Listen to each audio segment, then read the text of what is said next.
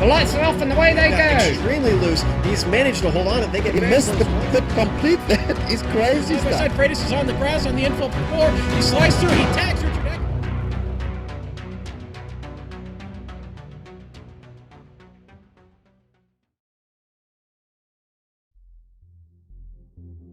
With both championships wrapped up at Laguna Seca, the teams headed to Lime Rock Park to fight for the scraps.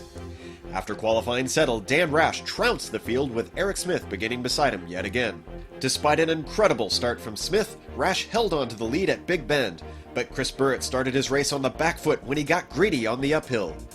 In the ST class, James Stevenson took pole with the only sub-59 second lap of the MX-5s as Ayrton Ellis started second. When the green fell, Josh Loitz made an opportunistic jump up to third. On lap 5, Ellis managed to keep it out of the wall, but found himself shuffled all the way down the field by the time he got going. Stevenson's red and green MX-5 began to gap the field, but on lap 17, a mistake in turn 4 revived the battle for the lead. And GS German Affanador seemed to have problems with the boundaries of the track and miraculously held the car together out of turn 7. But seemingly shaken by the excursion, the number 5 V Apex Mustang went off again at Big Bend.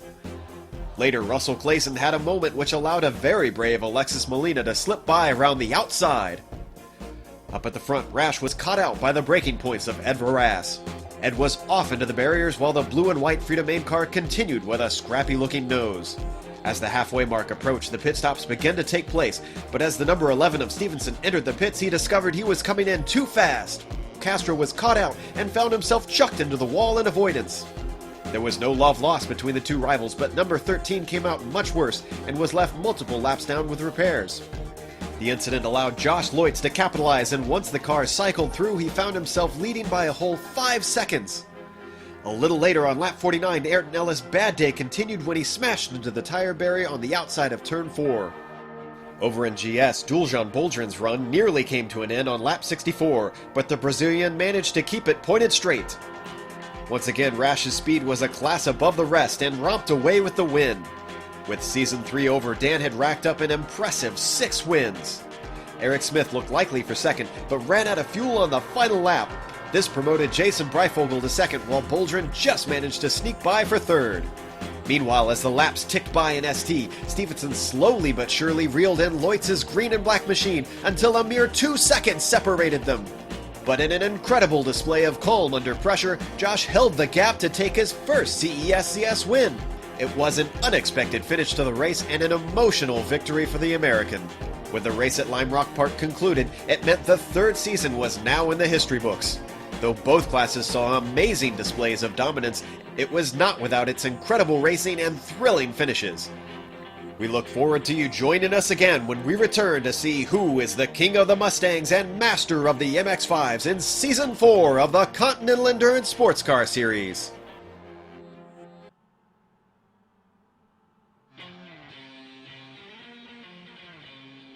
Welcome to Daytona International Speedway, home of the Continental Endurance Sports Car Series 2.4 Hours of Daytona. You'll watch it all live here on the Global Sim Racing Channel. I'm your host, Joe Peak. With me in the booth today is the Thunder from Down Under, Richard Losper. Welcome back, Richard.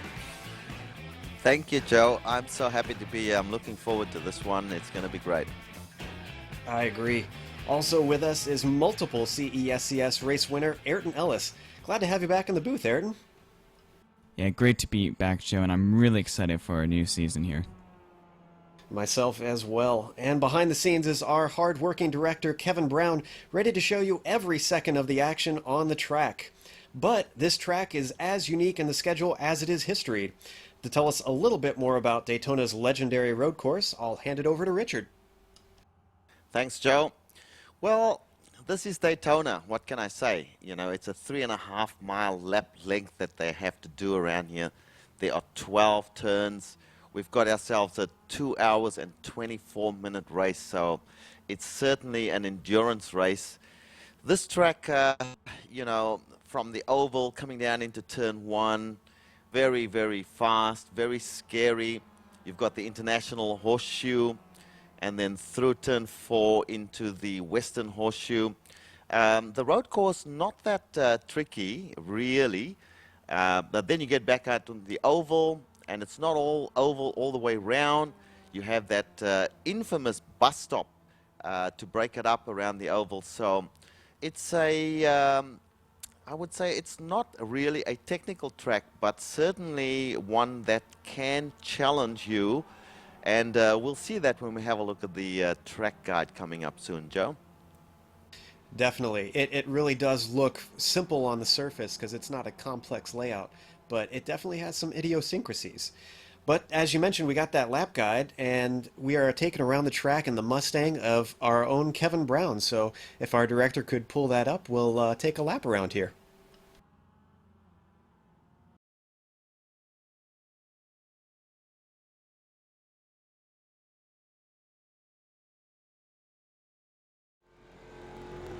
All right, we're coming up to the tri-oval portion of Daytona International Speedway, which is going to be the start-finish line. And that's going to lead you right into turn one, so you want to let the car drift to the right side. And this is going to be one of the trickiest braking zones on the whole course because it's curved, but you also come off of the banking there, and you're coming from one of the fastest portions of the circuit into a very slow corner considerably on this course. Now you'll have this little chicane here, a right then a left, and it's going to take you to the International Horseshoe, and it's going to be pretty heavy braking because this is a slower corner than you would expect, and you want to get a decent exit off of here, and then just let it drift back to the right and get yourself ready for the kink, which is turn 4. Now this kink is a lot easier in the Miatas and the Mustangs. It's fairly tricky, and that's going to dump you right into the braking zone of turn 5, the Western Horseshoe, which could be a passing zone if you get a good enough exit of 3 and you're brave. Now, coming up to turn 6, it seems pretty unassuming. It's a 90-degree left-hander, pretty straightforward, but it's one of the most important corners on this track. You want to get the exit as good as you can. You really don't want to botch the exit, because if you're slow on this next portion here on the oval, you're basically a sitting duck. If someone gets any hint of the draft, they're either going to catch you or they're just going to blow right by you before you even get to the braking zone of 9, which is the bus stop. As you can see, you just take a line close to the yellow lines there at the bottom. And now getting ready for the bus stop, you're going to want to play chicken with these curbs here. Try and straighten it out as much as you can without getting into the grass. And again, focus on a good exit. If someone outbrakes you into there, don't worry about it too much. Just try and get as good of an exit as you can. And you might get a chance to get them back before you get to turn 1 if you get in their draft. And once again, it's just pretty simple here on out to the start-finish line. You keep it down on the yellow and then let it track out as you come out of NASCAR 4 up towards the start-finish line. Hopefully you got somebody's draft helping and pulling you along, and you can try and attempt to pass. But that's a lap around Daytona International Speedway.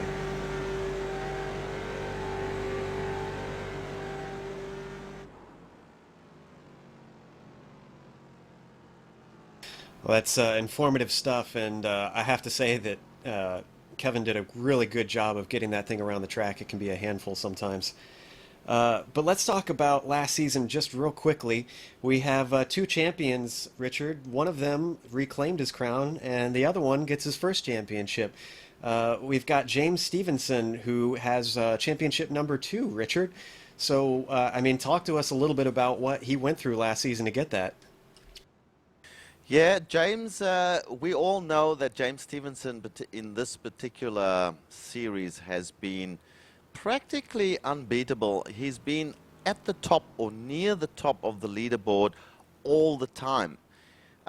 In every race, he is the man to beat. So, not surprisingly, he has topped the leaderboard again in the qualifying session here with the MX-5 ST class with a 2 minutes 14.235 seconds. Second was Dexter, but you know, James is he's James Stevenson, and he's the man to beat here, and we shall see how he goes in this race. I did notice that he was blinking out a little bit. That is iRacing, so he may have a little bit of an iffy connection here, Joe, and that worries me because it would be very tragic, unfortunate even, if he has to drop out perhaps due to a bad internet connection. Yeah, it'd be really terrible to see a front runner like that suffer from, you know, what we tend to equate to as like a mechanical failure, except it's just that your internet goes out. But yeah, you're right. I mean, James absolutely dominated last season, and I look to see more of the same, but he's definitely got some challengers, such as like Dexter Castro and whatnot. And we'll talk about that a little bit later. But on the Mustang side, we have Dan Rash as our champion, Ayrton, and he was even more dominant last season. Yeah, I mean, already halfway through the season, Dan Rash had pretty much pulled Sebastian Vettel in the point standings, and he is just like the James Stevenson of the GS class, and he's the man to beat always. There's only a few people that have proven to always be competitive against him in races, and those are Brian Strodback and Eric Smith during qualifying, and sometimes Russell Clayson as well. But this season, I'm really interested because we have a lot of fast guys that some of us know from iRacing races and touring cars and such as that, but like people like Kimo Suminen and Patrick Bayeri, like those guys, they're really fast guys, and they may be able to bring it to Dan Rash this season. Yeah, I'm very curious because I'm looking at the times, and Kimo actually has a faster lap than Dan right now in qualifying, which is what you're watching right now as they get ready for the race. And it's not over yet, but for anybody to be able to top Dan in times is extremely impressive because he is one fast character. But you know, you mentioned some of the new guys though, and actually, I believe all of the people who qualified into the Daytona 2.4 today, because they had a pre-qualifying in which there were guys from last season who made it in from participation and clean driving record, and the rest of everybody had to qualify in by speed, and all those guys who qualified in by speed are all new. They're all rookies, Ayrton. So it's kind of a giant question mark this time around. Yeah, I completely agree, and there's definitely some proven examples as well. Drivers such as Steve Browne and Jason Breifogel, those guys have gotten wins and podiums before, and they're in 9th and 12th place at the moment in the qualifying standing. So there's definitely a lot of new drivers that are really bringing it to the plate. And we've got some new faces over on the MX-5 side as well, Richard. I know Marco Mogren tends to be a fast guy, and who else are you expecting to maybe be new but give James a run for his money?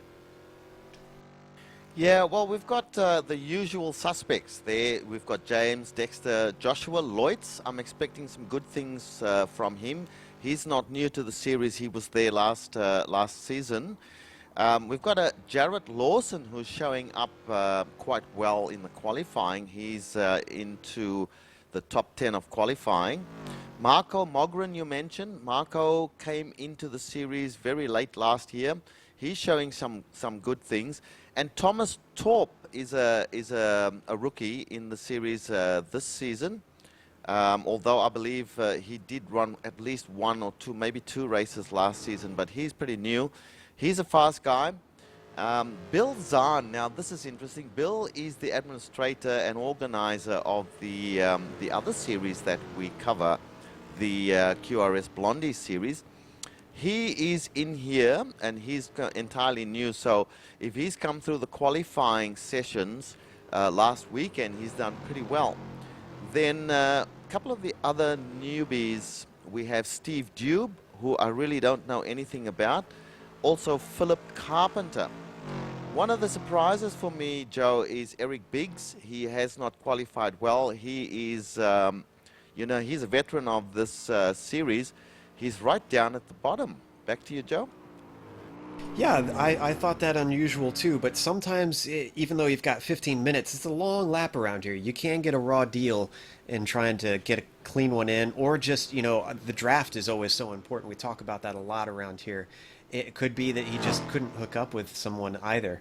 And, you know, speaking of the idiosyncrasies of this track, Ayrton, there's a few corners around here that definitely are going to catch people out, such as Turn 1. It's kind of known as a bit of a scary entry on that one. Yeah, and we do have that memorable moment from last season where Dan Rash, battling like a four-car battle for the lead, had a complete sideways drift through that corner, managed to save it. And that corner is definitely one of the most difficult corners, in my opinion, of motorsports. You have one of the fastest entries from that whole oval section, and then you have to get that car turned around, and on such a slippery track like Daytona, it's really difficult, and MX-5 drivers and Mustang drivers will be finding it really difficult there. Yeah, and you know, to top it off, you've got that banking that you're coming off of, which can really unsettle the car if you're not braking at the right moment or turning at the right moment. So it's just a, you know, this cocktail of making everything difficult that you don't want in a corner entry.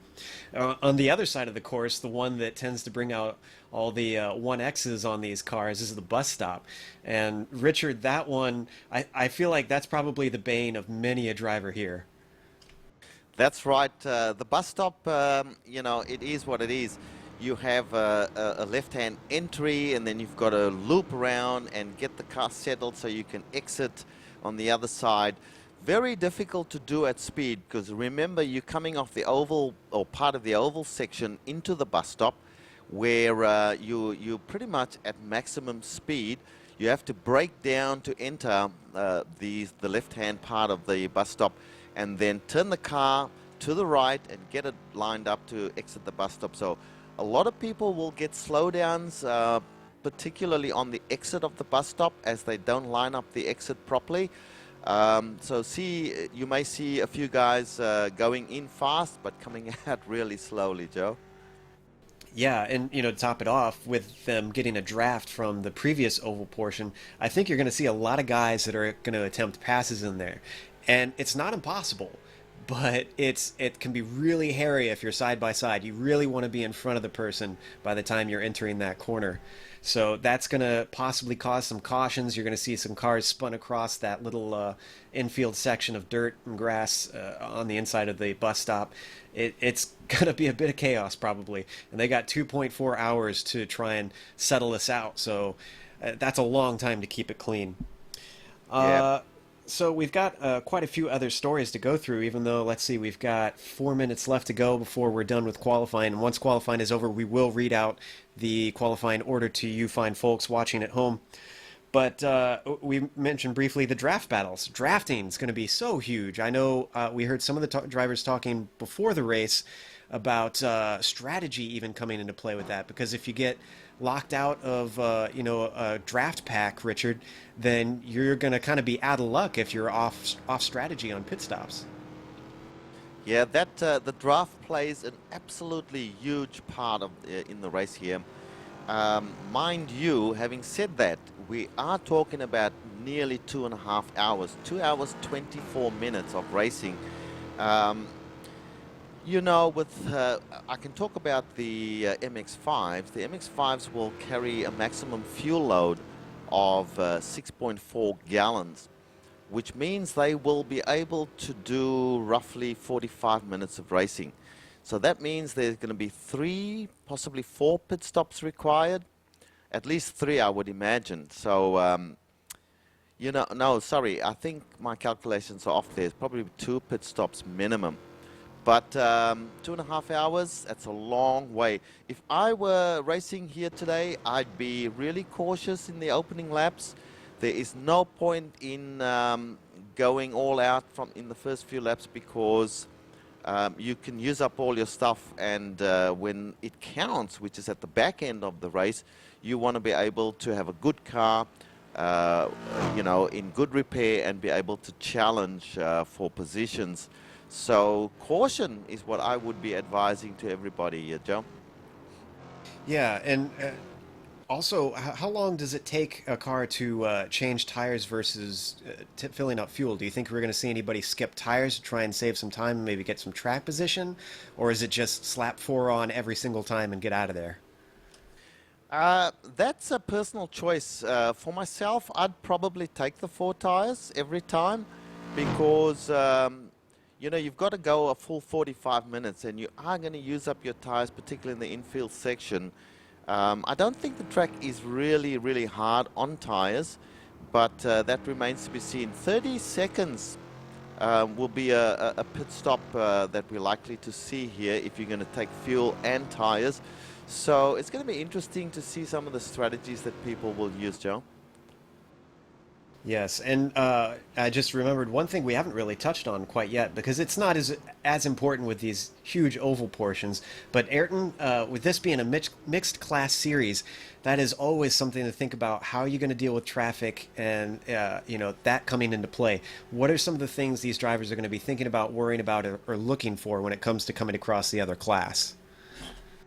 Well, Daytona, like most of the rovals, are pretty straightforward when it comes to the mixed class racing. It's a lot easier because all the faster car, the GS car, the Mustang, they just have to wait until the oval section of the track to then pass the MX-5s. And Daytona also has some pretty longish straights on the infield as well, which allows them to pass the ST class. So this track is fairly simple for that, but also on the oval section, there's a rule in the rule book where the ST cars are given the bottom line, the inside line of the oval, while the GS cars have to make their passes on the outside. So they do lose a tiny bit of time because they have to travel more distance on the outside, but besides that, passing is fairly easy in the mixed class on this track. And that's one thing to be thankful for with this being such a gruelingly long race. And it looks like qualifying has finished. I think we're going to let hot laps finish up before we start calling the grid. And actually, we might just want to let them grid up on the field before we start calling that. I'll check with our director.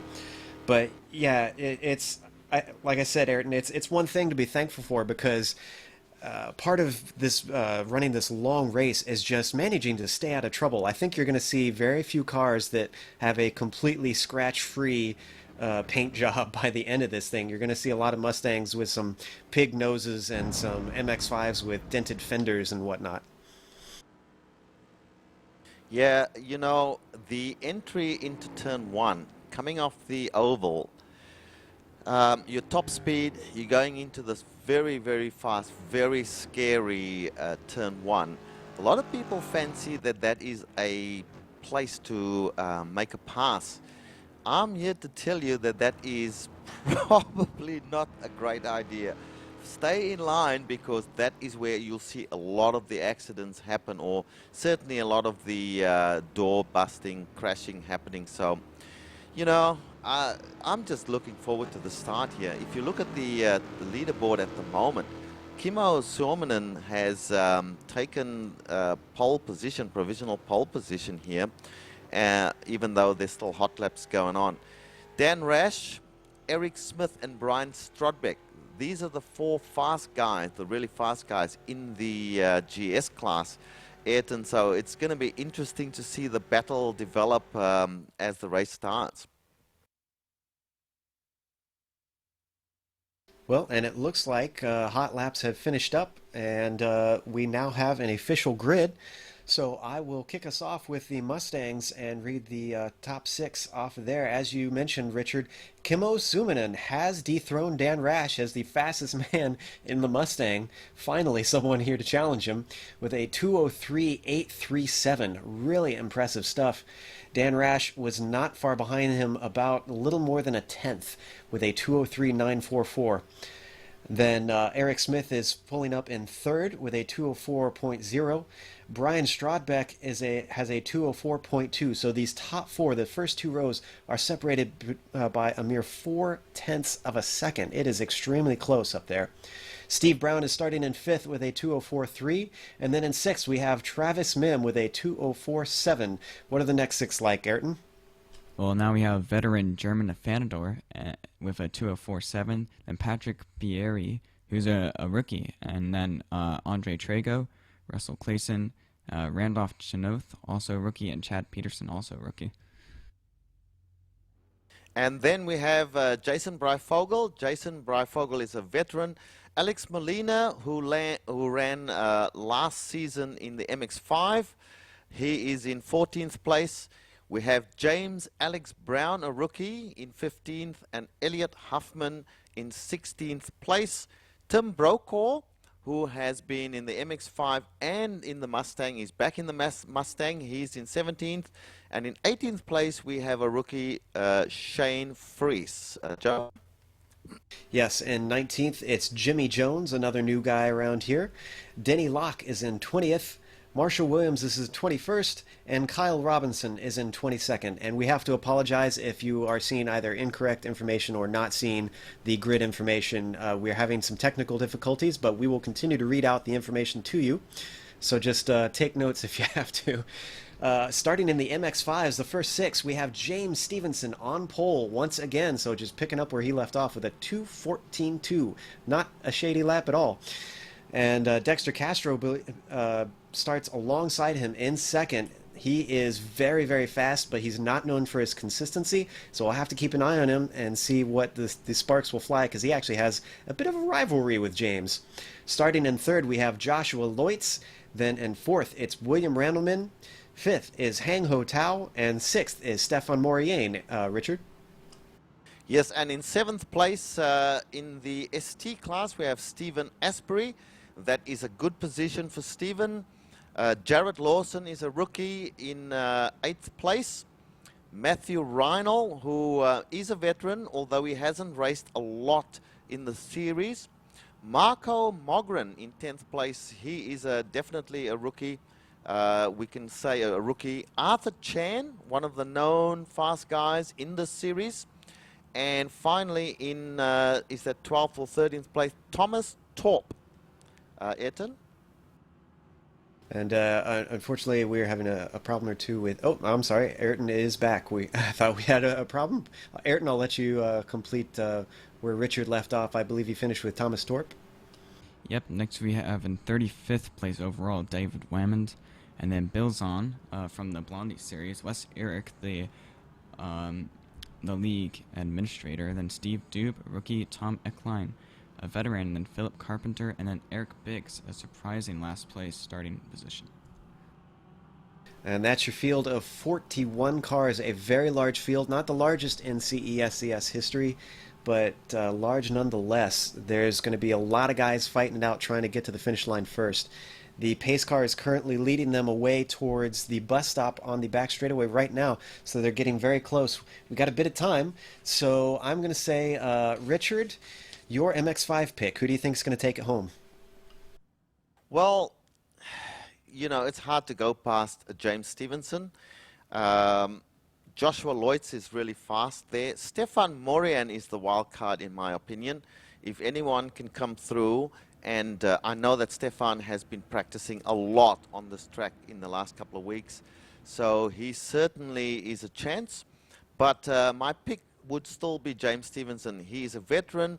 He's a two-time winner of the series. I'd have to go with him, Joe. Alrighty, and real quick, since we're getting close to the start-finish line, Ayrton, your pick for the Mustangs? Well, Kimo Simonen is starting on pole, and he seems like a really fast guy, but one thing that I think I'm holding against him is that I don't know his experience in these endurance races, so I think I'm going to go with Dan Rash for this one. All right, then. So it seems like everyone's playing it safe on their bets, and we're actually getting ready to go green right now. The pace car is just about to pull off into the pits. There it goes. So we're getting ready to start the 4th season of the CESCS. The green flag is out. Kimmo Suominen leads them away around the trioval. Dan Rash has a decent start. He's holding on beside him. Let's see if we're going to get any sparks coming through this first corner here. They're going to hum into the braking zone right now. It looks like everybody's playing it safe. Nobody's making any wild moves. Probably smart with this being a long race. Don't see anybody out, and I believe that Kimmo is still leading him away. What's the MX5 start looking like, Richard? They're just getting ready for a start now, and they crossed the line. James Stevenson is leading with Dexter Castro right behind him, Joshua Leutz. Dexter's on the side. Joshua passes him. Dexter goes really wide into the entry into turn 1. Our current leader at the moment is James Stevenson. Joshua Leutz and Dexter Castro battling side by side into coming out of turn 1, going into turn 2. And it looks like Dexter will maintain his second position, and Joshua Leutz falls into line in 3rd place. Joe? Thankfully, it looks like it's a clean start for everybody. I'm not seeing anybody off or having any spins or anything.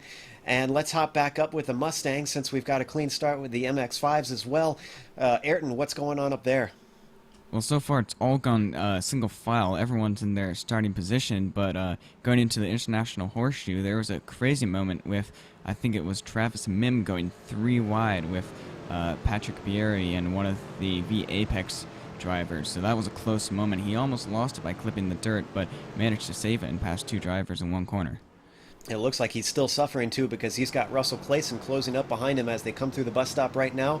But Patrick is actually close himself to Travis Mim, as you mentioned before. So they're keeping it all tight and together, but there's not a lot of challenge going on. Richard, what's happening in the MX-5s? Is there anybody using that draft? Well, single file as they go round to complete their first lap. We still have James Stevenson leading, Dexter Castro in line behind him, followed by Joshua Lloyds, and William Randleman has moved now into the 1, 2, 3, the 4th place. Hang Ho Tao following behind him. Joe? And we're getting word that Dan Rash was actually bump drafting Kimmo Suominen. Ayrton, I'm not sure how well the bump draft works in these Mustangs. I've never tried it before.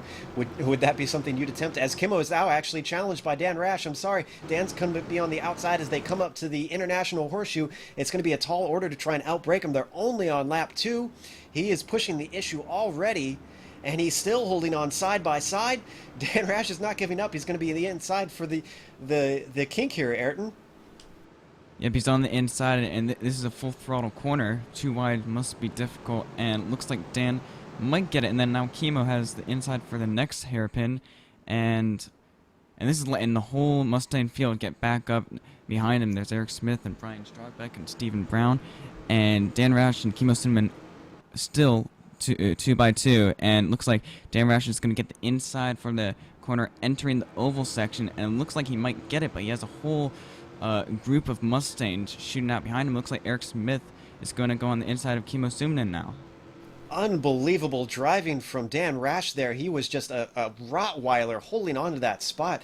They were side by side all the way from turn 1 up until turn 6, and that paid off for him to manage to hold on to that. And it's right now paying off for Eric Smith, who is up into second past Kimmo. Kimmo's not moving, giving up yet. He's got the draft behind Dan. That's allowed him to get up beside him. They're going to go side by side into the bus stop. Who's going to give up? And they're still side by side. It looks like Eric Smith is going to lose out, and he moves back down into third. They're all backing up behind him, Ayrton. It's going crazy. We're only on lap 2. This is a long race. I think these guys better cool down.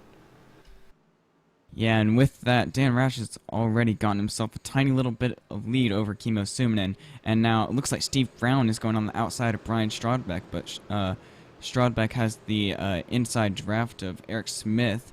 Looks like Steve Browne's going to hold it, though. This could be good for Steve, though, because if Brian gets held up by everybody inside, but now Eric goes to the outside, so they both could be held up, and Steve backs out of it. Kimmo was being challenged by Eric Smith, but he holds him off into turn 1, and now Eric Smith is getting passed by Brian. He's going to be able to get on the inside of Eric, and it looks like he's got the spot, but Eric is not quite given up yet. No, it looks like he's pretty clear before the horseshoe unless he makes a wild dive. Eric Smith is moving down. In fact, now he's under threat from Steve Browne. Something is wrong with Eric Smith's car or something, because he keeps moving backwards. He's able to hold Steve off, Ayrton, but wow, it's pretty hectic for the start of a very, very long race.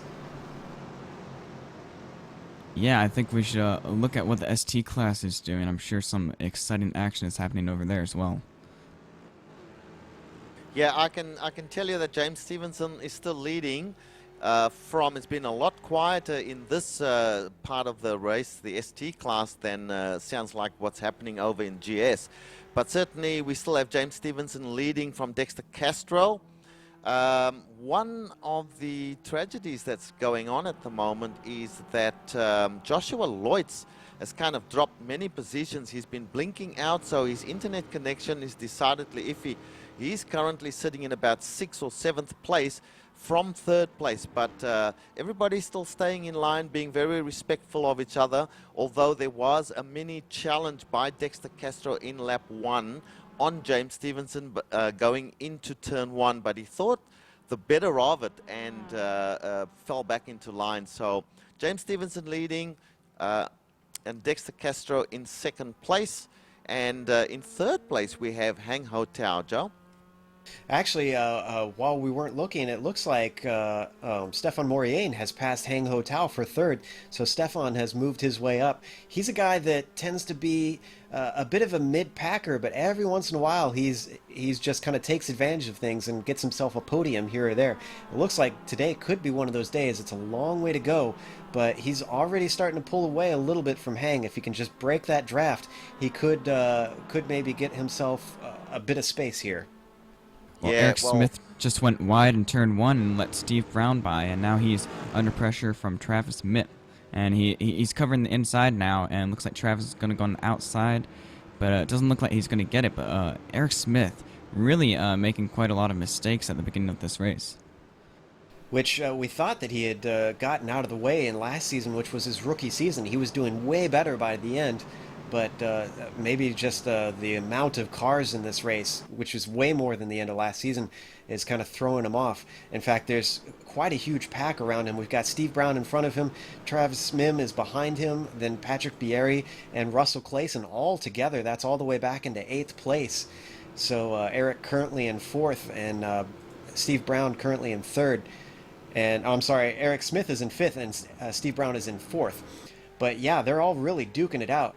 I know I keep repeating myself, but it just surprises me the amount that these guys are fighting so early on, because the positions don't mean a whole lot. They really should be working together to try and keep contact with guys like Dan Rash and Kimmo Suominen before they pull a Vettel here, Ayrton.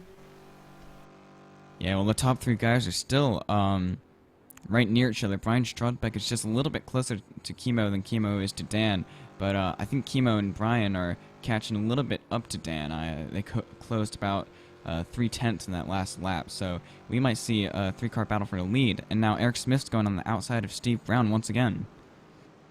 And he's got to have to get a pretty good run. In fact, he does, and it looks like Travis Mim is getting bottled up behind the two of them. Is he going to try and force the issue and make it 3 wide?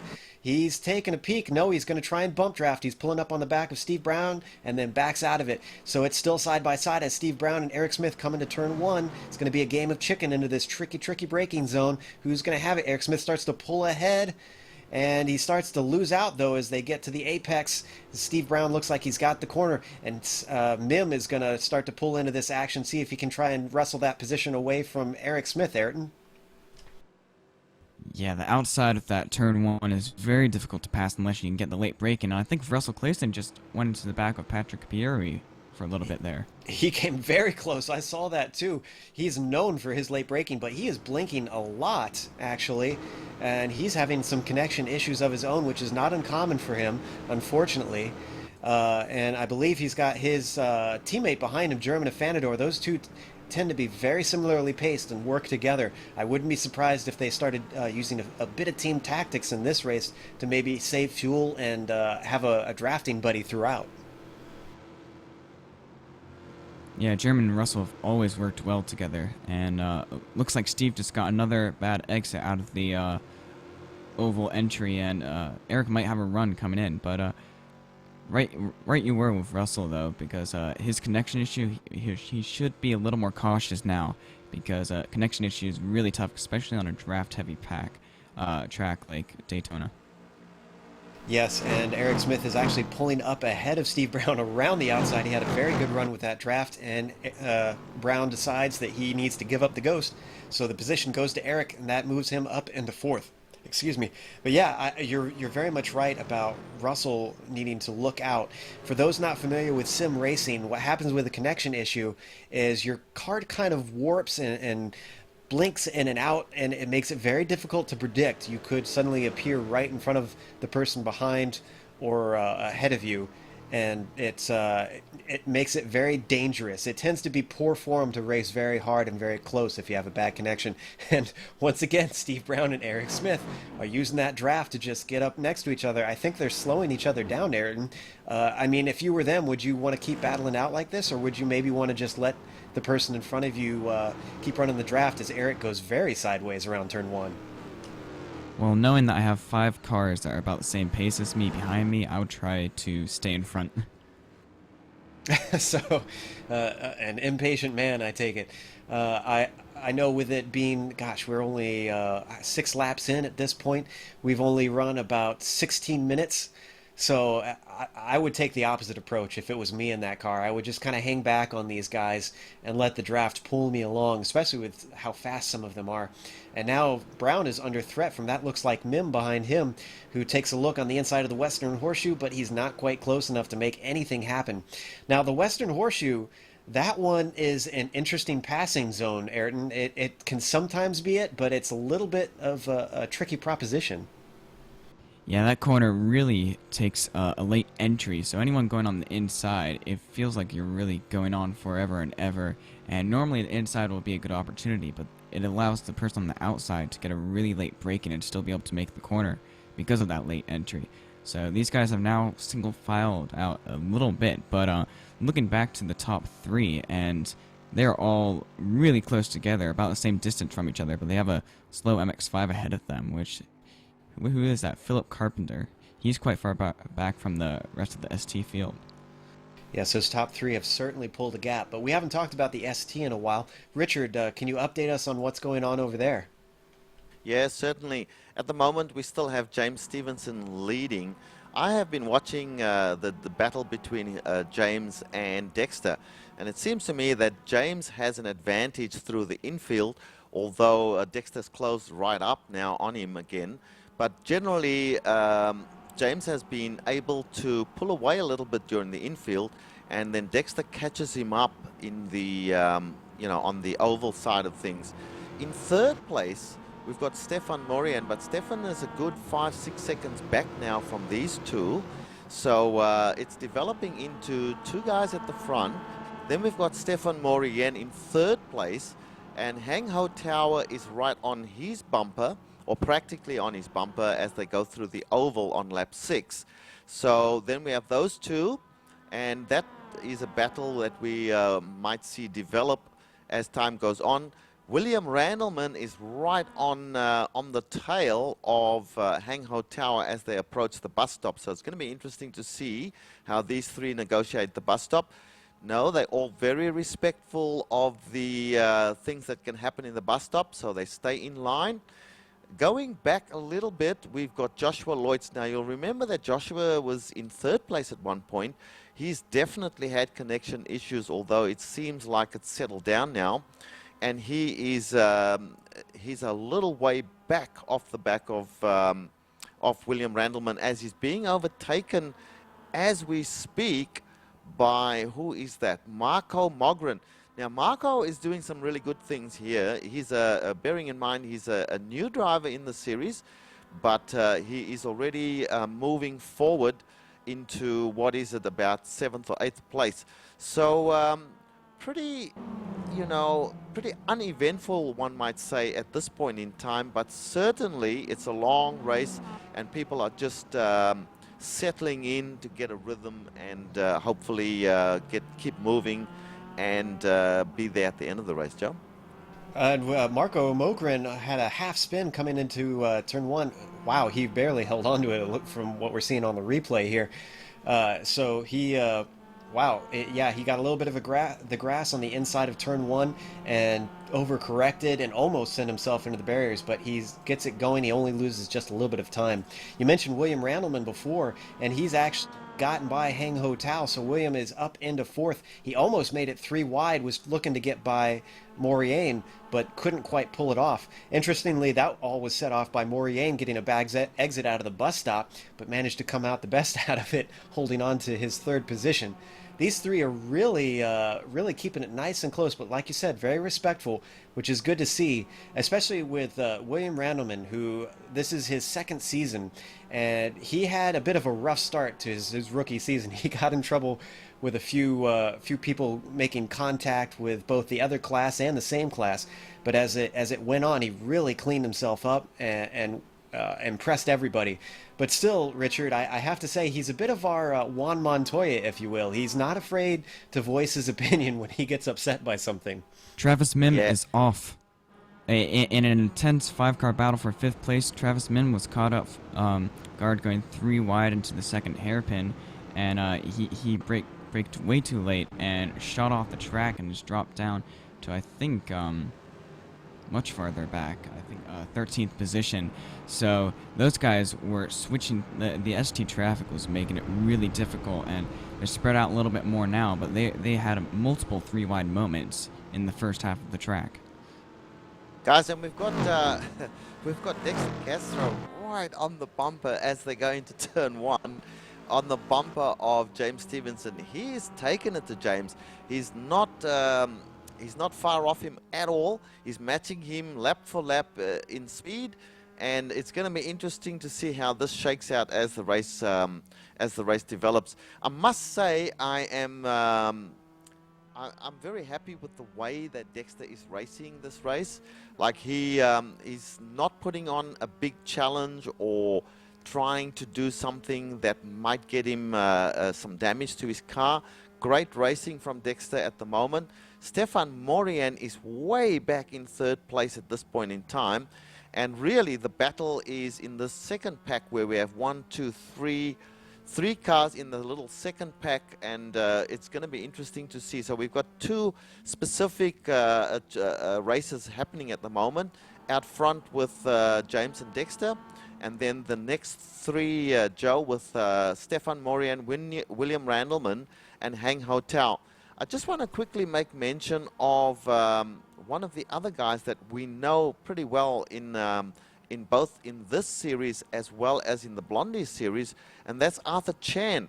It is a little bit surprising to me, Joe, that Arthur is so far back, although he is in a little battle here now. If you have a look, Arthur Chan's in a little 3-way battle here with Marco Mogren and, or is it Matthew Reinl and Jared Lawson. So, you know, there's all the little private little races that are going on is happening now, and we're only on lap 8, Joe. Yeah, Arthur tends to be on the fast side, but I feel like every once in a while we see him on a track where he just quite doesn't have the pace. It's like he has bogey tracks and they significantly set him back in the pack, and maybe Daytona is one of those. But whatever the case, he's kept his nose clean this far, and you know, maybe I should knock on wood, because we're used to see him running into problems not by his own cause. And in fact, it looks like they got the leaders of the Mustangs coming up behind them right now, Ayrton. Yeah, and I have to mention that we had our first pit stop of the day, Steve Browne, and surprising to me, it felt a little early and quite long pit stop. I'm not sure if that's just the Mustang pit stops, but yeah, he's our first pitter in the top 10 of the Mustang field. I remember hearing him talk strategy a little bit earlier over the radio, and I know he was thinking maybe pitting early could get him ahead of people on cautions, which he expected quite a few. And so far it's been very, very clean. I mean, maybe I just jinxed it, but everyone's, even though they're racing hard, everyone's pretty respectful so far. I think this is a good sign that everybody understands it's a long way to go, as Brian Strodbeck nearly gets into the side of Marco Mogren as he laps the other class car, but keeps it clean once again. Dan Rash is he's doing a good job of holding the lead, especially since he didn't get the pole, but he's not having it his own way like he usually does. He's really got Kimmo and Brian all over him, Ayrton. Yeah, these guys have been nose to tail for quite a bit, and I think that they're probably going to play it strategically and just stay single file for a bit, not battle too much, since they have such a large gap already to Eric Smith in 4th. So they're probably going to wait and see if their pit stops could allow them to get ahead of the other. Yeah, this really what sets apart, you know, the great drivers from the best drivers, because as you mentioned, you look at these top 3 guys, we haven't really seen them battling or challenging, making dives up the inside with each other. They just stay in line, while the guys in back in both classes are really fighting quite a bit and jockeying for position. And I think this is a sign of that cool head prevails. You know, these guys know, like you said, it's a long way to go, and they're just kind of biding their time, working together, knowing we're faster if we don't duke it out. So let's just work out our strategies, come what may. And when it comes to the last 30 minutes, I'm guessing all bets are off.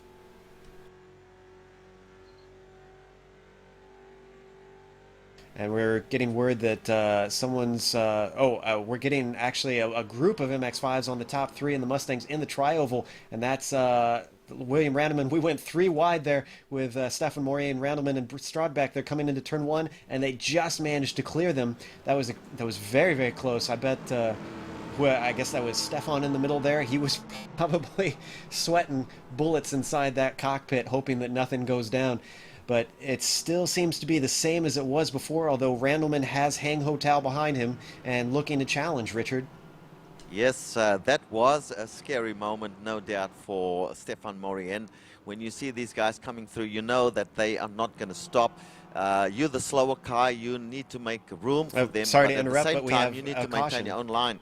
As we're getting some news from the director. What's that, director? I'm sorry, sorry to interrupt. We've got a caution.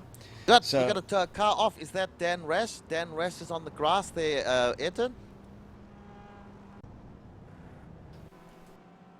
Not sure. Wait, yeah, I guess I just turned the camera to it. It looks like he forgot to brake for the second hairpin and went very wide, but that was after the caution already was thrown, so I think he just skimmed the wall, so it shouldn't be too much damage. yeah, unfortunately he went broadside, so I kind of worry that maybe he damaged a bit of suspension too. We'll have to wait and see. That was definitely not what he wanted. Only, let's see, we're half an hour into this thing. We're only on lap 11. That's not going to be good, though. He still has time to try and maybe repair any damage that he might have gotten if it affects his handling. If our director could let us know what happened. I don't know if either of you guys saw what exactly caused the yellow. Yeah, I'm not actually up with what caused the yellow, but we can bring you up to date with a couple of things. Eric Biggs has already been in the pits. Eric Biggs is now showing 3 laps down, so that means he's 2 laps down on the ST class. I'm not quite sure what happened there. We'll have to go and have a look. But yeah, while you guys are talking, I'll go and have a look and see what happened to cause the yellow. Yeah, the cause of the yellow, I'm just looking at it. Marco Mogren was our first victim of the turn one. He spun entering and went nose first into the wall, blocked a little bit of the track, so that's the cause of the first caution. Well, Marco has already had one off at turn one, so it looks like that might be his Achilles heel, and I think he's getting a very hard lesson from the School of Hard Knocks in how the CESCS runs in these long endurance races. You can see the replay there of Marco nosing it into the wall. That's really not a place you want to do it. He's wow. Yes, he was incredibly lucky. He had a whole pack of Mustangs come down on him there. So great job on all the drivers for being very heads up there. But I'm going to check with our director, see if we want to go to break since we've got a caution here, and let things sort themselves out, because we're probably going to have some pit stops, I have to imagine. Just before we do go to the break, guys, it should be mentioned, of course, that because there's a large gap between the GS and ST class, the ST class are really still racing at full speed, with James Stevenson trying to catch up to the GS class, and of course he's being followed by Dexter.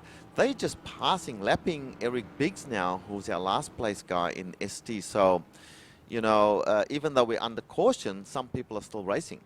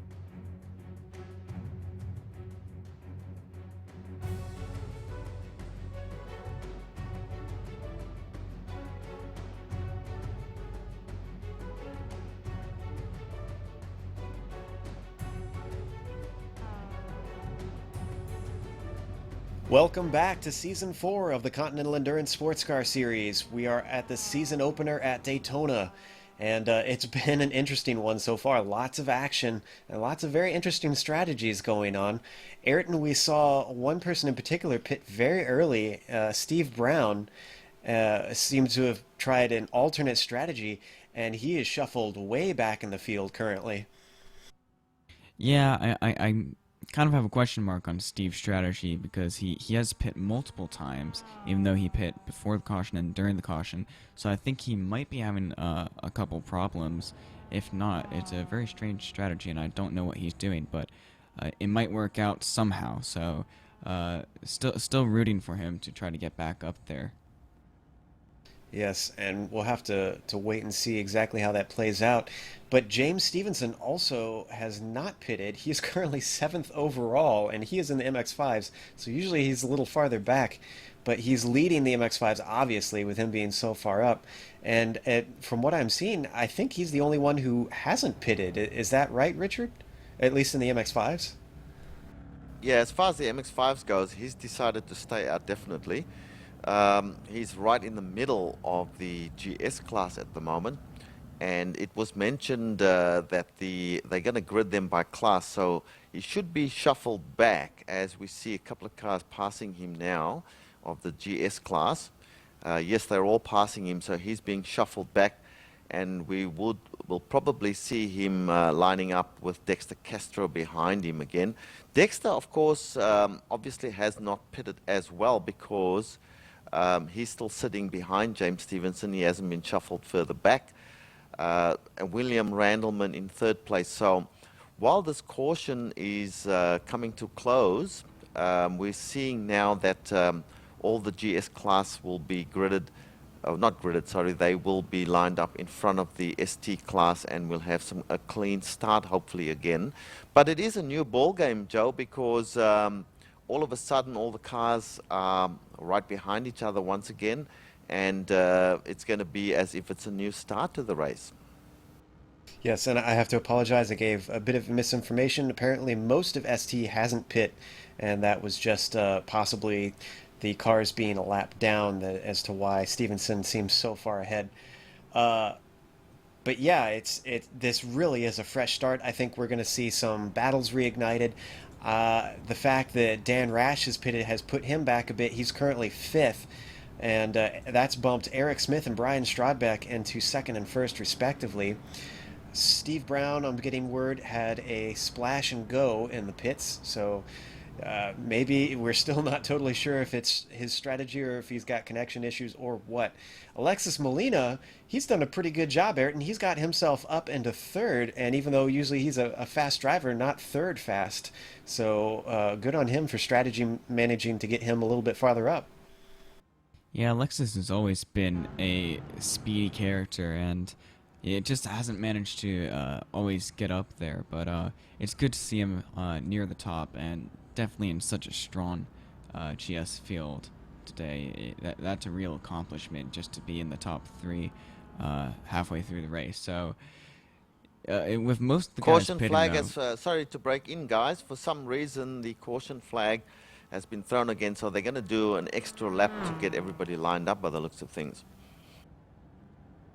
yeah, and as I was saying, with most of the Mustangs pitting, I'm expecting these top 4 guys to really drop back, because definitely on the Mustangs, they're cars that the tires are really important and they get eaten up really quickly. And on a slippery track where these guys are driving sideways half the time, like Daytona, I'm kind of surprised that Brian Strodbeck and Eric Smith and Alexis Molina and James Browne did not pit.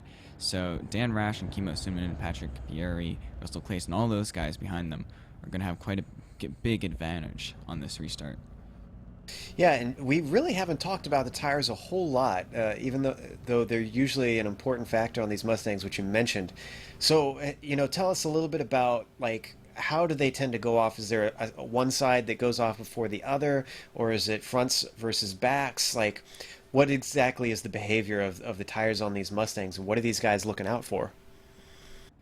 Well, it also depends on driving style. Definitely the guys that, like, we know Russell Clayson's very hard on the brakes. The guys who like braking late, they're going to burn their fronts more. The guys who like sliding out are going to burn their rears more. So it depends a lot on driving style, and definitely the most conservative drivers and the guys that try not to get that slide too much, try not to throttle out as much, try to keep it straight as much as possible, will be the guys that can conserve those tires and keep their speed.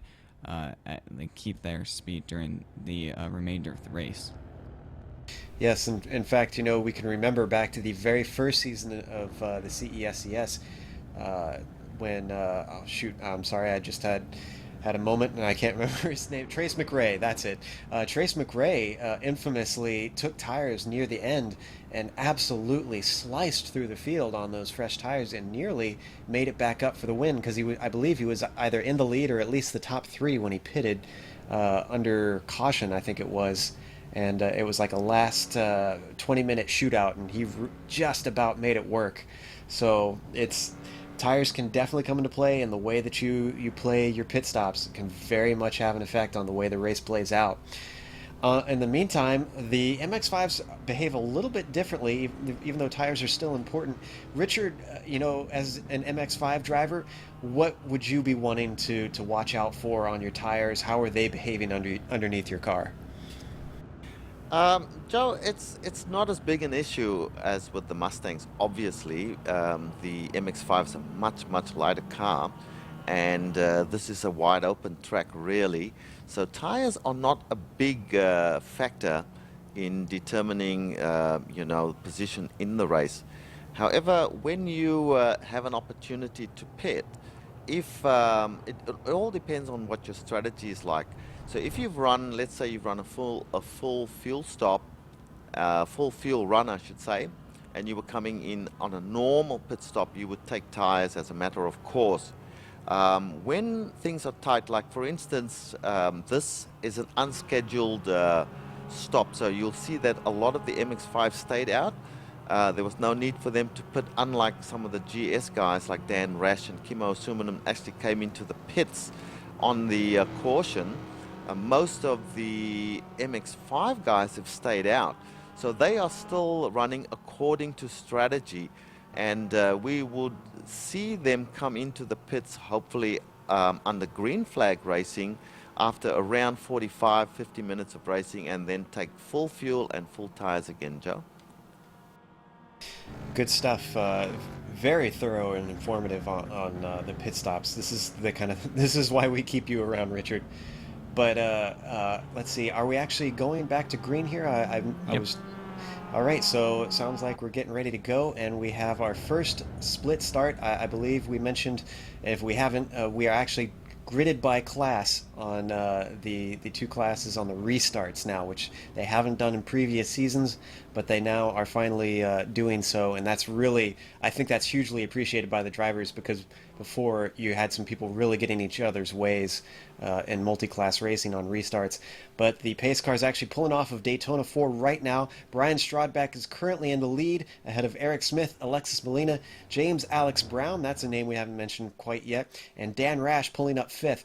So we should be getting the green any second now as we wait for the pace car to peel off. There he goes into the pits. Brian Strodback leads them away to the start-finish line. The green flag falls, and we are off and away on the first restart, just starting lap 17 and over 45 minutes into this race. It looks like a good start for Brian. Eric Smith really doesn't have anything for him as they head into turn 1. Dan Rash, however, has got a very good start. He is already ahead of Alexis Molina and James Alex Browne. So he is up into 3rd place already, I believe. Great stuff, Ayrton.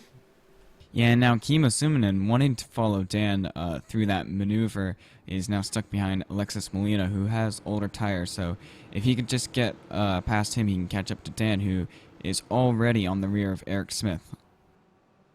Yes, this is an important part of these restarts. If you're behind slower cars and you've got someone chasing you, now is the time where you got to try and force the issue. There's times to be aggressive and there's times to be patient, and this is not a time to be patient if you're Dan Rash. He is trying to pull that gap. Kimmo Suominen's got a little bit of a run, but he's going to be on the wrong side coming into turn 6. He's trying to challenge Alexis Molina, who's going to get the better exit onto the oval portion. Wow, you can see the difference in braking up into that corner as Alexis just gets blown by around the outside by Kimmo Suominen, Ayrton. Yeah, and Eric Smith also had a really hairy moment spinning it sideways into the second hairpin, almost losing it, but then using the inside bumper to get back into it. But Dan almost got a run on him, but wasn't able to make a move. So now let's see if Kimmo can catch up to them. And meanwhile, Ryan Strodbeck has already pulled out lead. Well, let's hop back into the ST class because I see that James is still leading the way.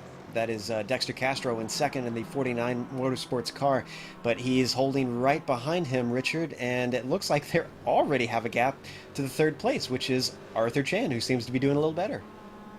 Yes, it was a very scary restart for the ST class guys.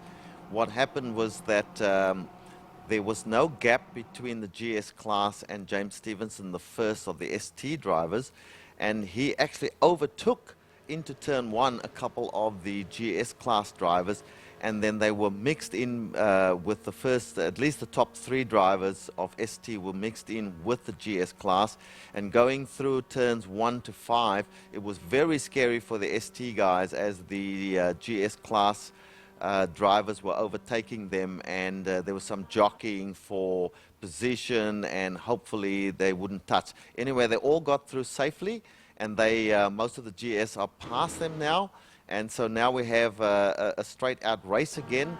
And as you mentioned, James Stevenson still leading, Dexter Castro still behind him, not far behind. So as the race shakes out, this is going to be an interesting battle. Arthur Chan, we mentioned, is now in third place, so he's been the big winner out of the caution flag. And behind him in fourth place, Hang Ho Tao. And Hang Ho Tao is not far behind Arthur Chan at all. And William Randleman in fifth place, making up the top 5. Joe?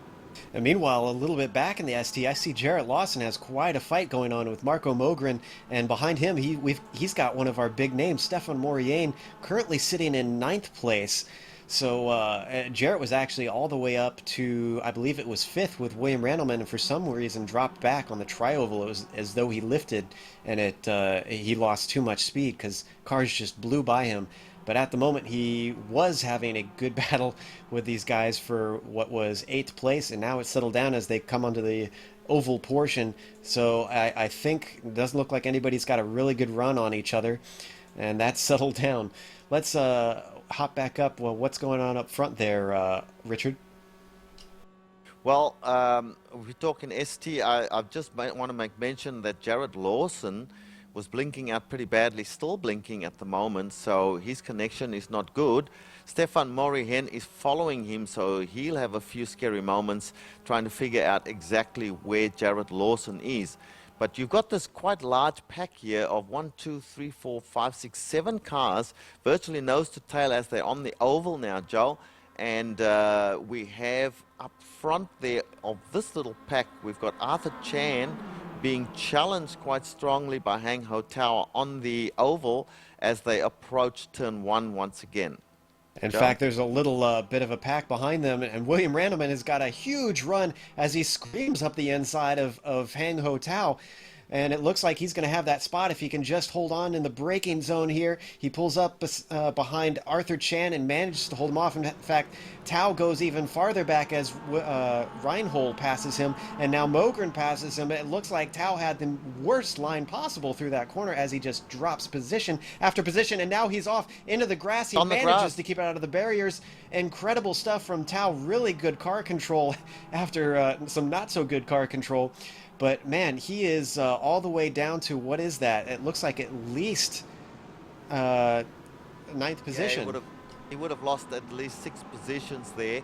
What happened was that he got hung out to dry. He was on the outside, and that was shades of season 1. If some of you will remember, Hang Ho Tao and I think it was Stefan Overgaard actually coming together in season 1, and he wasn't going to be in that position again. So what happened was that he stayed really wide and gave up those positions willingly, I think, so that he would not be involved in an accident. What happened then was that he went onto the grass, and fought to get the car back under control. He has managed to do that, but he's lost a lot of positions in the process, John.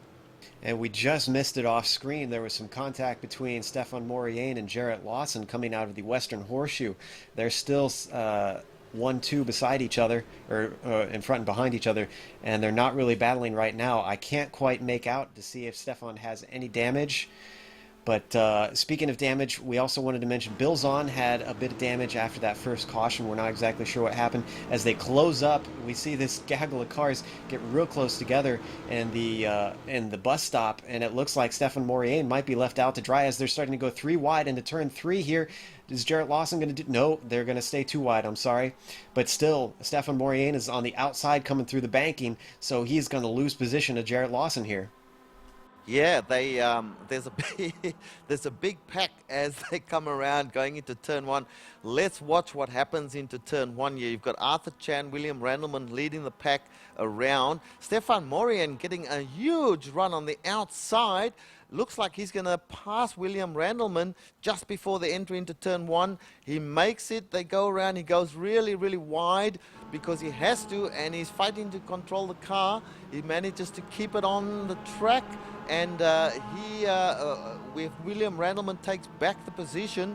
Arthur Chan actually taps him in the rear as we speak there. But it's all happening as we speak at the moment. Arthur Chan, who's that behind? Marco Mogren's in there. Jarrett Lawson, Matthew Reinhold. Mate, it is all happening. Go on. Some huge cojones on Maurienne there. I could not believe he made that gap on the outside and then managed to hold on to the car. Although I will say he cut off Arthur Chan. From my view, it looked a bit naughty, and if I was Arthur, I wouldn't be very happy about that maneuver. And we got a car that looks like he went in the grass. That was Jarrett Lawson through the Western Horseshoe, so he's lost a bit of ground. But man, was that a hornet's nest through turn 1, Richard. Yeah, they were. Jarrett Lawson did the wise thing and just slowed down to allow the car to pass because they were going too wide. They're back on the oval now. Let's go up to the front of this pack where we see that Stefan Maurienne chasing William Randleman. Behind him, Marco Mogren. I'm really impressed with the drive that Marco Mogren's got, as the director has given us some information which I did not hear. Joe? I heard a bit of it, but I actually had picked it up before. It looks like James Stevenson may be out of fuel. He is dropping back very, very quickly because he didn't pit before. We are currently 55 minutes in, which is about how far you can go. I'm not sure if he can make it back if he is out of fuel, unless he's just trying to conserve as much as he can. He is currently staying on the apron since he is a slow car. You are actually allowed to do that if your car has problems or if you have abnormal circumstances. But if you are racing, normally you are not allowed to be below that yellow line. So unusual stuff from James Stevenson. This is actually going to hand the lead to Dexter Castro, Richard. Yes, I noticed that he was on the brakes, tapping the brakes all the time. Definitely a fuel conservation thing. He is making it into the pit as we speak now. He's entering pit lane, and I don't think he'll have any problems getting into his pit stall and taking on fuel and tires. I'd be interested to see whether he is actually going to take on full tires. Let's have a look at this, Joe.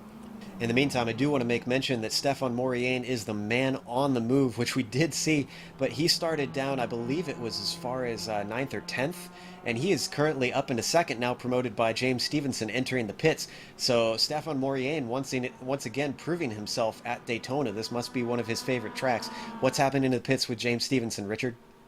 Yeah, James Stevenson has taken 4 tires. They're still topping off the fuel now, so he's going to take a full fuel load, 6.4 gallons. I don't think this is a bad move.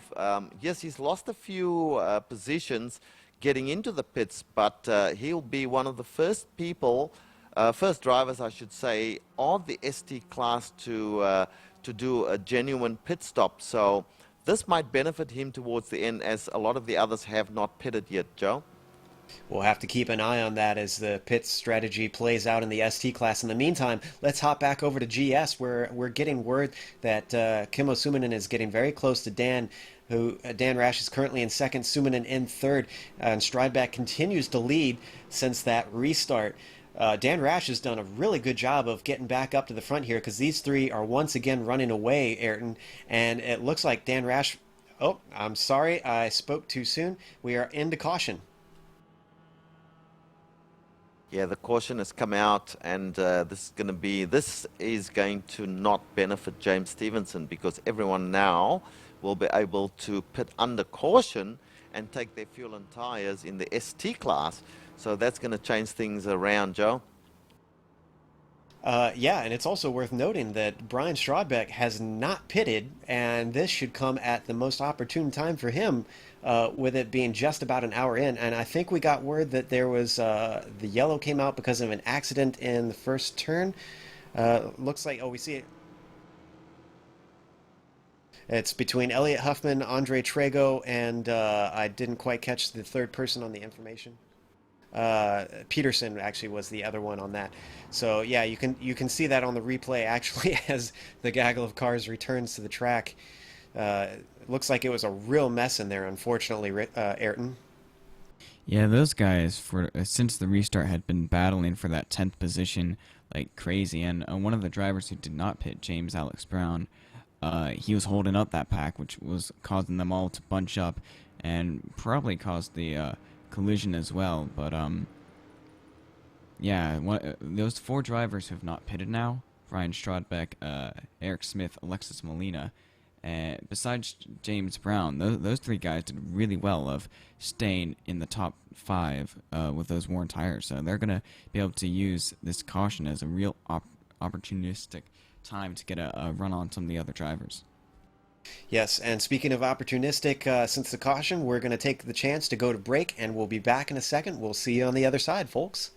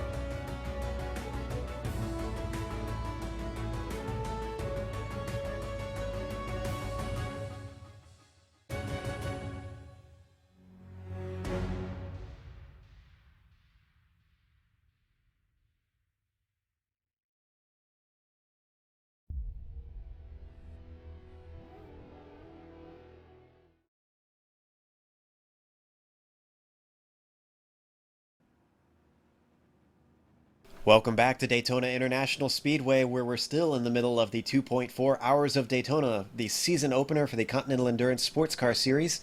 We're about an hour into this thing. We're not quite halfway, so we got a ways to go. We're currently under caution. We've got 23 laps under our belt, and we have Dexter Castro leading in the MX-5s, and Brian Strodbeck, I'm sorry, that just updated. Dan Rash is actually leading in the Mustangs in the GS class.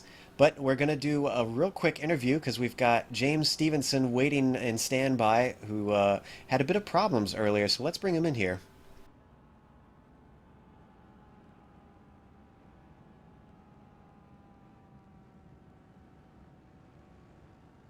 We'll let's see if we can get him in here. We apologize, we're having a few technical difficulties. We'll have James with us in a second.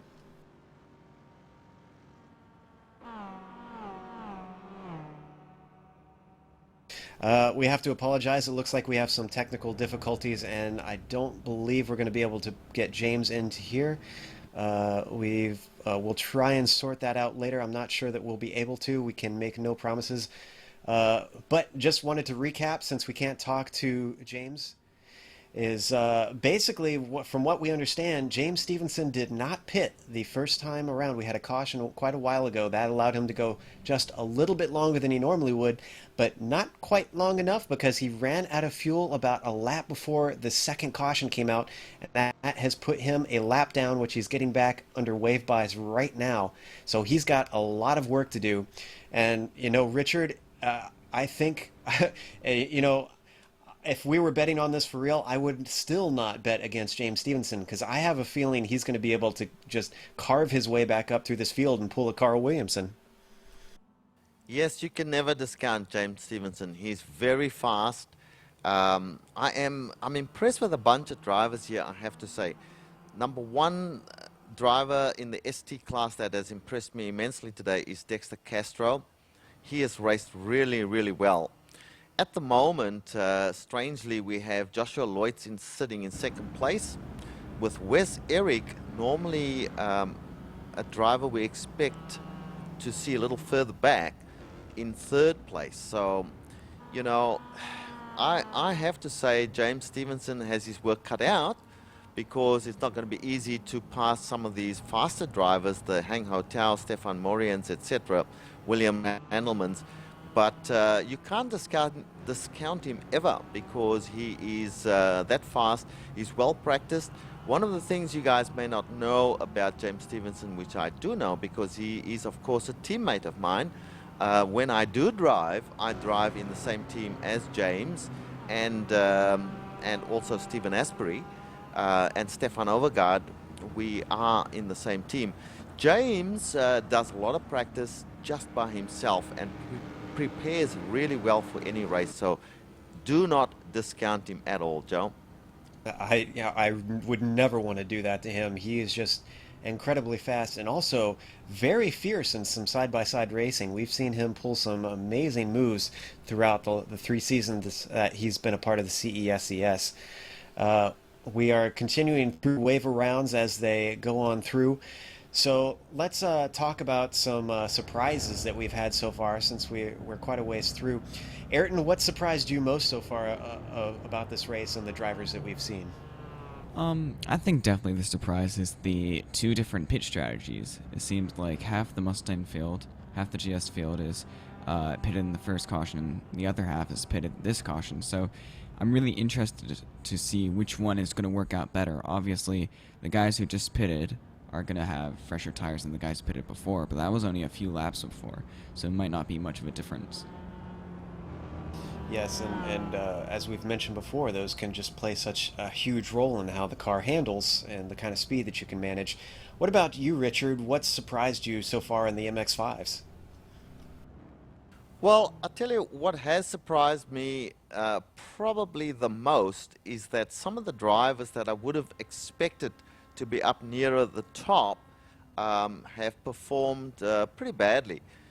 Thomas Torp, I'm surprised, and Eric Biggs is another one. I'm surprised that these guys are so far behind. They are known good drivers, and really they haven't performed to their potential here today. The other surprise is that drivers we will normally see near the back have really come forward in this race, and we're talking about people like the newbie Jared Lawson. Tom Ekholm is now showing quite high up. Tom Ekholm, normally one of the sort of second half of the field drivers. David Wamond. So what's happening, as far as I'm concerned, is that this race is turning a little bit on its head. But we're still only halfway through, so it remains to, well, we're less than halfway through actually. So there's a lot of racing still to be done, Joe, and normally you will see cream rising to the top. So I expect that the faster drivers will come through towards the end of the race again, Joe. Yeah, I'd have to agree with you on that. And I just want to make mention, I can't remember if you had mentioned this yet before. I'm looking at the scoring, and something that we don't see a whole lot. Wes Eric, the league organizer, is all the way up into third. He tends to be, about the speed that I am and the MX-5s, but he's managed through strategy to get himself up there. And track position isn't everything on this track with the draft being so huge, but it's still something to be able to have worked your way up there. So hopefully he'll be able to hold on to that a little longer than he wants to. Just in front of him is Josh Loitz in second. You were mentioning earlier that you were surprised how far down he was and him slipping back and whatnot. But whatever the case, he's worked his way back up into second as well. Yeah, what's happened to Josh is that he's had connection problems. And when you have connection problems, it's a wise move to kind of let other drivers by. And I think that was the case with Joshua Loitz. I'm going to certainly give a lot of kudos to Wes Eric. Wes Eric is one of the safest drivers around, along with drivers like Stephen Asbury. Their strategy is normally to circulate as safely as possible and see what happens. That's their strategy, whereas guys like Dexter, James Stevenson, and some of the other faster guys, they race each other and try to get to the lead. So good on Wes for being in this position, but as I said, it's a long race to go yet. So we expect that some of the faster drivers will come and take those positions away from these guys, Joe. Very much so. And I want to mention, since you brought up Stephen Asbury and his strategy being different, one of the things that we should mention about him and a few other people is those guys are the regulars. They are here week in and week out and are always showing up. And I think that's something worth giving kudos to, because without the guys that are here all the time, the series falls apart. You need some regulars and some people that just show up every week. So we tip our hats to guys like Steven and guys like David Wammond and Ed Voras, although Ed isn't here today, unfortunately, who really are the staples of the CESCS and help make it the great series that it is. That's right, and on the GS side, it's pretty similar. There are guys that are outside the fast guys. I would take my hat off to, for instance, Russell Clyson. I think he's made just about every single race. Would that be correct, Ayrton? Those guys are, the ones that turn up every time and make the series what it is, Ayrton. Yeah, and definitely the veterans, not just coming to every race, but coming to every season and still putting in that full effort. And it's good to see all these rookies as well, and to see if they like the series and want to keep on going. And that's always a great thing to see. Like, we've had a lot of returning members that were rookies from last season. Yeah, and we love having those faces that just keep coming around and make characters, of the people that we see, because we were all drivers in this series once, so we're all pretty close to these guys. If you're watching and you're new to the series, we're not just here to mention names and then get out of here. We hang around the forums, we talk to these guys all the time, so we're all very familiar with them, and it is like a family in this series. That's right, and another one I'd like to mention here is German Fenador. German has been also one of those guys nearly in every single race, and close to the top, never nearly quite there, but he's given us some very, very exciting racing at times, Joe. Yes, and I'm looking forward to the day that he gets his first win because I'm pretty sure he doesn't have one yet. We'll have to have our stats man double check that for us. And I believe the lights are out on the pit car, or the pace car, so we should be going green soon. Let's run down the top 5 real quick. In the Mustangs, we have Dan Rash leading. Second is Kimmo Suominen. Third is Russell Clayson. Fourth is Randolph Chenoth, so he's doing pretty good there. We haven't seen a whole lot of him. And fifth is Elliot Huffman, someone who switched from the MX-5s to the Mustangs. He's doing pretty good as well. What's the top 5 in the MX-5s look like, Richard? Well, if I go by the screen here, we have Dexter Castro leading the race at this point. Good on you, Dexter. In second place, Joshua Loitz. Wes Eric, as we mentioned, in third place. Great run from Wes to date. Hang Ho Tao is in fourth place, and Stefan Morien brings up the top 5, Joe. And I apologize, it looks like Wes is not actually in third. Hang Ho Tao is third. We're on green, so off they go now as Dan Rash leads them away. It looks like Kimmo got a bit of a jump on him, but it's not good enough for him to try and sneak up the inside as they go single file into turn 1. Who is that making a move on the outside? That's Elliot Huffman on the outside of Randolph Chenoth. So he's going to try and take a position. He's going to be on the inside for the International Horseshoe. If he could just hold on to it. They got very close to the wall there, and it looks like he's got the spot under braking. Yes, they're going to go back to single file. Meanwhile, behind him, who is that going way up the inside? That is that Andre Trego, Ayrton? Guys, while we're looking at that, the ST side has started as well, and Dexter had a challenge early from going into turn 1 from Joshua Loitz, but Joshua got a bit wide and Dexter's maintained his first position. In third place, we had Jared Lawson, who's blinking terribly at the moment, as we see Joshua Loitz, I think, has taken over the spot from Dexter Castro, or no, I'm getting confused here now, guys. Just keep going. Oh, sorry, it looks like Dexter is still in the lead. Marshall Williams, who is a lap down, is kind of getting everything mixed up in the MX-5s as he lets all the other cars go. And Marco Mogren has got caught behind Stefan Morien. That's going to allow, that looks like Lawson has a run around the outside. He's going to keep Mogren pinched down to that yellow line. This is a boon for him if he can just get up beside Stefan Morien. I don't think he's got enough of a run, so Mogren is going to come back up. Is he going to try and make it 3 wide? I wouldn't advise that going into the bus stop. They've got Tao ahead of them.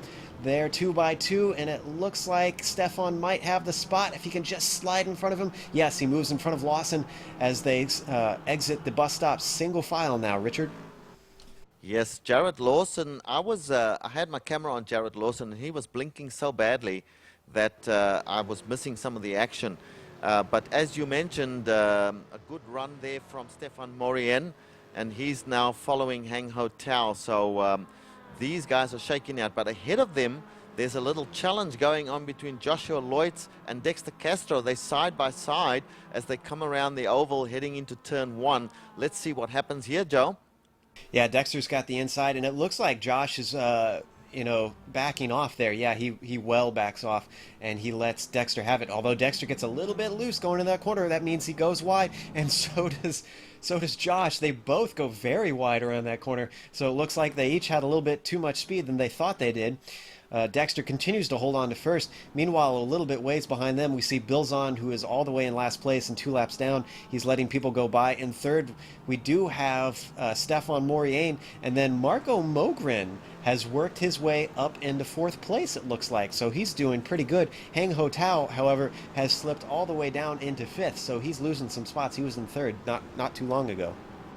Yeah, he's behind Marco as we speak now. I'm looking at Marco's car at the moment. He's got some damage on the rear there, so he's got a tap from behind somewhere as he challenges Stefan Morien as they approach the entry onto the oval once again.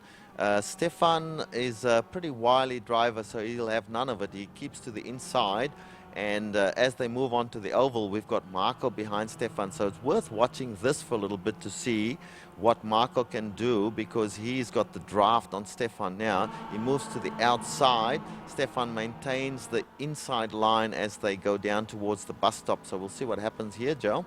Yes, Marco is kind of weaving in and out of the draft. He might just want to keep getting that air on him. Now he's got a good run, but he's going to try the outside yet again as Stefan goes super defensive. He's taking up the middle of the track. That's going to really compromise his entry. See if he can get a good enough exit to keep him behind, because all Marco needs to do now is just keep his momentum going, and he could possibly just blow by him. Nope, he didn't quite do it, as it looks like Stefan is a little too wily for that, as you mentioned, and he's pulled a gap now. Yeah, that's right. And I almost thought that Marco would get a slowdown there, because he went over the grass on the entry to the bus stop and over the grass on the exit, but he must have just been inside enough to not get a slowdown, because he's still going pretty fast. Behind him, what's happening behind him? Hang Hotel, just keeping a watching brief at the moment on the two in front of him in case they come together, because of course that will give him the spot. But they come down into turn one. They all brake pretty hard. Hang Hotel right on the back of Marco, but backs out and doesn't try to move. And looks like they're all holding station at the moment, Joe. And someone who's not holding station, in fact, he is the man on the move. James Stevenson in 6th place already, just passed up William Randleman. So he is working his way up. Like we said earlier, it's not going to take long before he starts to get up with Dexter. Yes, that's right. And the director is saying something to us, which I once again didn't catch as I had. That was actually the marshals. There is a yellow flag. Oh no, not another caution. Actually, this is very, very interesting. This will work. Oh, we have a car on the grass there. Who is that? Joshua Lloyd's on the grass, and we had one of the GS class as well on the grass there before. So I wonder if that was part of the caution, Joe? It looks like it happened after it, but that was Marshall William, I believe. Yeah, Marshall spun it around, and poor Josh got tagged, and that sent him into the barriers.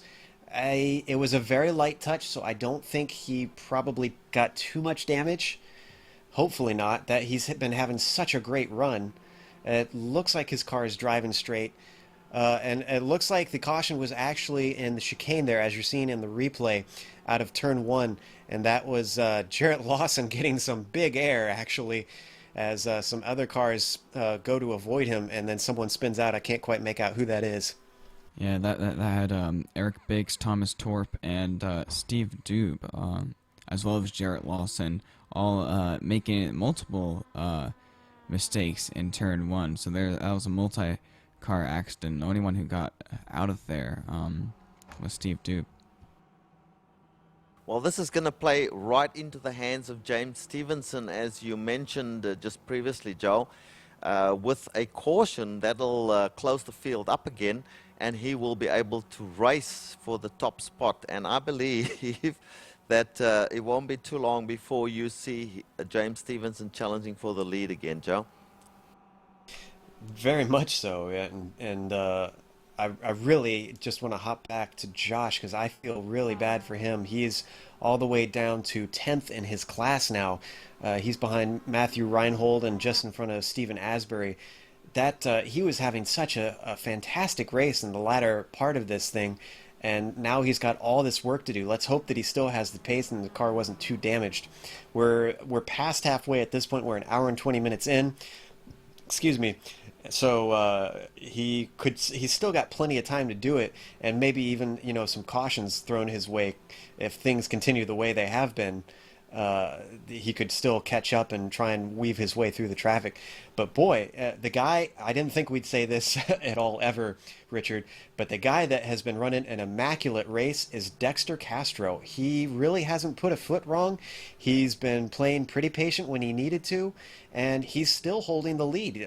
Everyone else has been tripping up around him instead of the other way around, which is what it usually is. That is correct, and I want to tell you, I'm taking my hat off to Dexter Castro. He certainly has run an immaculate race, as you say. He's been fast. He's been challenging James Stevenson, very close on speed to James. So James was the one that made the mistake by not calculating his fuel correctly, and had to pit and lose some positions. Dexter has run a perfect race thus far. However, it should be mentioned that we're 1 hour and 23 minutes out of 2 hours and 24 minutes, so there's more than an hour to go, and it remains to be seen what will happen in the last hour. An hour is a long time in racing, as we all know, so let's see what happens, Joe. And actually, now that you mentioned that, I'm kind of wondering what the strategy is going to be on people, because you could pit and it could be extremely marginal. You'd have to bank on some cautions or really change the way that you drive the car. But about an hour is how far these guys can go. So, you know, if you're in either the Mustang or the MX-5s, do you pit now, or do you try and play it safe? To be honest, I would pit now. If I was in any way short on fuel, I'd run my pit stop now and gamble that there might be another caution which will save you some fuel and allow you to finish the race. Let's see what Dexter does. He chooses not to pit. He almost thought about it then for a second, but then carried on. So he stayed out. Behind him, what's happened? A bunch of the GS cars certainly are pitting there, Ayrton. Yeah, and it's the same people as before. We have Dan Rash, Kimmo Sumnen, and actually one of the drivers who was on the same strategy as Dan Rash and Kimmo Sumnen, Randolph Chenoth, did not pit. So he's now leading this race in front of Brian Strodbeck, and actually someone that's spinning right in front of him. Marshall Williams actually just spun right in front of him while trying to do a wave around, so that might have caused a little bit of damage. I didn't see any contact, but I was watching that happen. It looked pretty scary. I know I would not be happy if I was Randolph, but Marshall, I wonder if he has some damage or something, or if he just hasn't gotten to grips with his car, because he's had a number of spins now, and he's been steadily moving backwards. He's currently scored in 21st. The only car behind him is Tim Brokaw, who is 4 laps down. So I have no idea what's going on with Marshall at this point. I'm not as familiar with him. He's new to this league, I believe. Yeah, so with the GS, strategy-wise, Dan Rash and Kimmo Sumnen, the guys who have been leading this race mostly, have both pitted. But the top 4 guys, it's 2 guys on the same strategy and 2 guys on a different strategy. Randolph Chenoth and Patrick Bury pitted on the same time as Dan Rash and Kimmo Sumnen in the first caution, but they haven't pitted this time. While Brian Strodbeck and Eric Smith have pitted the last caution. So these different strategies are really making it difficult to call which one will come out right. Yeah, but you know, that's what makes it an exciting race, is not really knowing what's going to happen next. We also have to apologize. We had a few technical difficulties. If you saw someone's wallpaper background for a second there, that was just a very embarrassing shot of our director's car, I believe.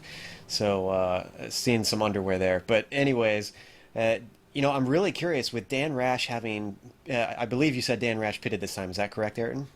Yeah. With Dan Rash having pitted, his pace is not one that is conducive to saving fuel. So do you think he'll kind of hold back and try and stretch it to the end? I mean, how do you think he's approaching this?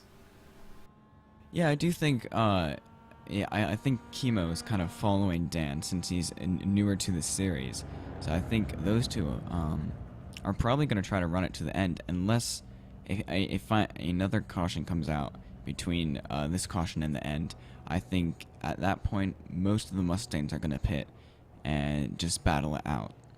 While different strategies will be too difficult because they'll be bunched up, and the guys with newer tires will definitely have a bigger advantage. So most of the guys will probably pit if another caution comes out, but if it doesn't, the guys who pitted last caution are probably going to have to make a green flag pit stop.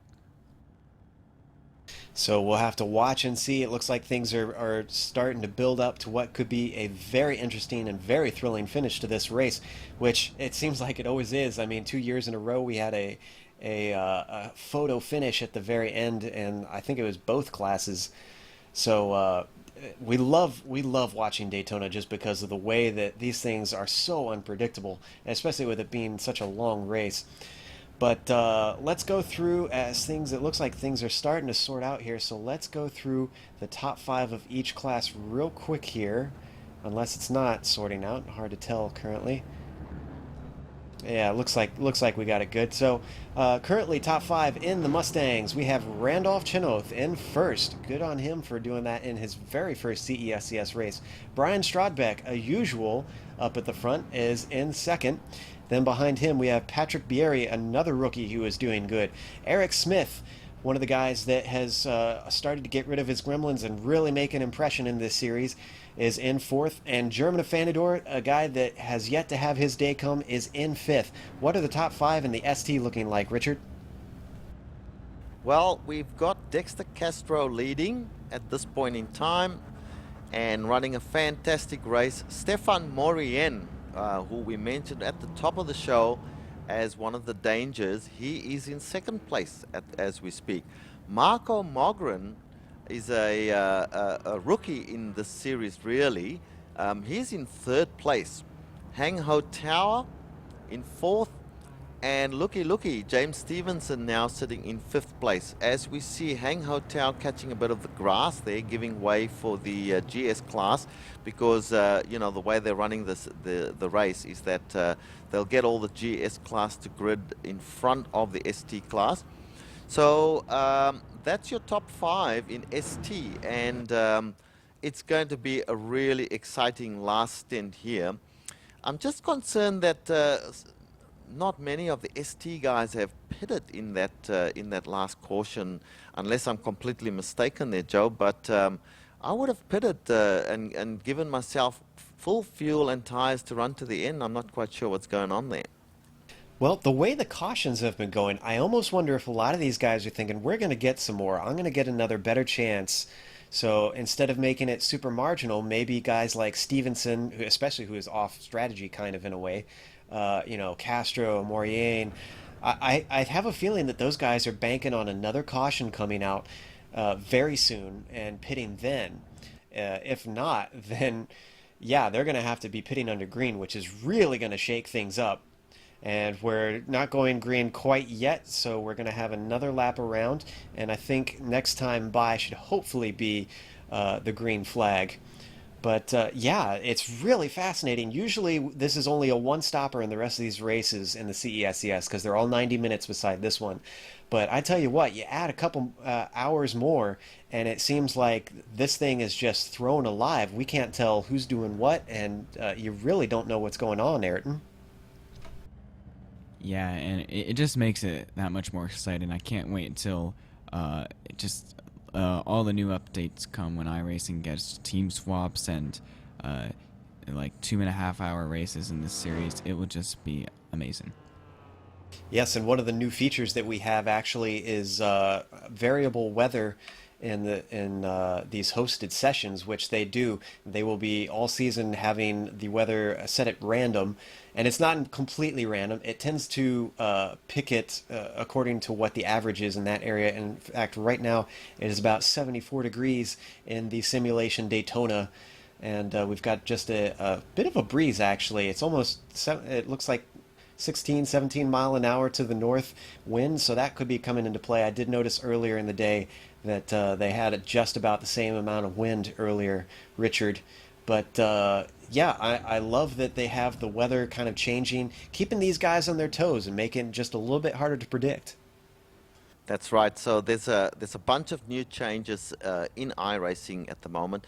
Another one we haven't actually spoken about is the fact that with the new build, you can have a crew chief who can manage your car's setup completely now. Previously, iRacing only allowed a crew chief to manage tires and fuel, but now a crew chief can actually make changes to your car as well. And so if some of these guys, as they go through the season, they might want to get themselves a good crew chief to manage their car while they can concentrate on racing. Just getting back to the actual race, the two people, in my opinion, to watch here is going to be Dan Rash and James Stevenson in the ST class. Dan is in an unusual position, being way down in the field, and James Steven also in an unusual position, being in 5th place. So as the laps wind down, we are going to, for sure, see these two guys fight very hard to get back to the top. Joe?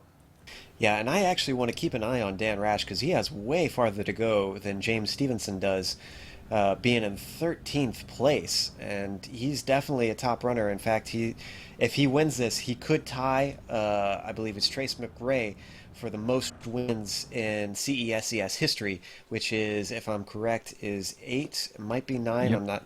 Yes, it's 8 wins. So but Brian Strodbeck also has a chance to match that record as well. Brian and Dan both have 7 wins in this series.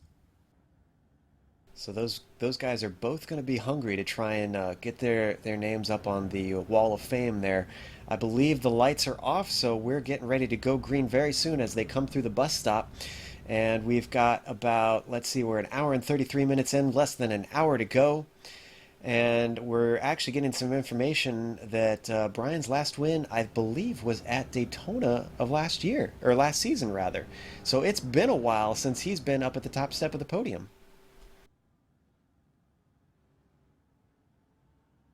And as we go along, we're on the oval now, getting ready for a start. I'll be keeping my eye very, very firmly on James Stevenson in 5th place, bear in mind, to see how he goes. And I'll leave it up to you guys to call the GS class. Fair enough. Ayrton, if you want to keep an eye on Dan, we'll call the lead here. I want to see what Randolph Chenoweth has because we haven't seen him start the field yet. Is he going to be able to get a good jump? They're allowed to go racing as soon as the green flag flies. Pace car is in. That's a new rule for this season. In fact, Randolph really gets a jump. He is off and away, and Brian Strodbeck is really caught out. He doesn't seem to be really challenged by Patrick Berry in 3rd. But Randolph well away, and oh, he has a bobble coming into 1. Is he going to be able to keep it clean? Yes, he does. Hits the apex quite perfectly. And what else is going on behind him? Is there anyone making a move? It looks like Chad Peterson is trying to go around the outside of Alexis Molina. That's going to give him the spot. Meanwhile, behind them, we've got Travis Mim with Elliot Huffman all over him. In fact, they almost go 3 wide coming into the International Horseshoe. And it looks like... Guys, we have a major accident. That's going to bring out another caution.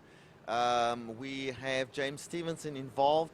What happened there was that one of the ST guys, it might have been Arthur Chan actually, he lost it going into turn 1, and James Stevenson collected him full on. So this is going to throw the cat amongst the pigeons, so to speak, Joe. I'm surprised that the caution hasn't come out. I'm watching James and... Oh, there it is, right there. Okay, called it too soon. Yeah, James got a raw deal. He really had nowhere to go.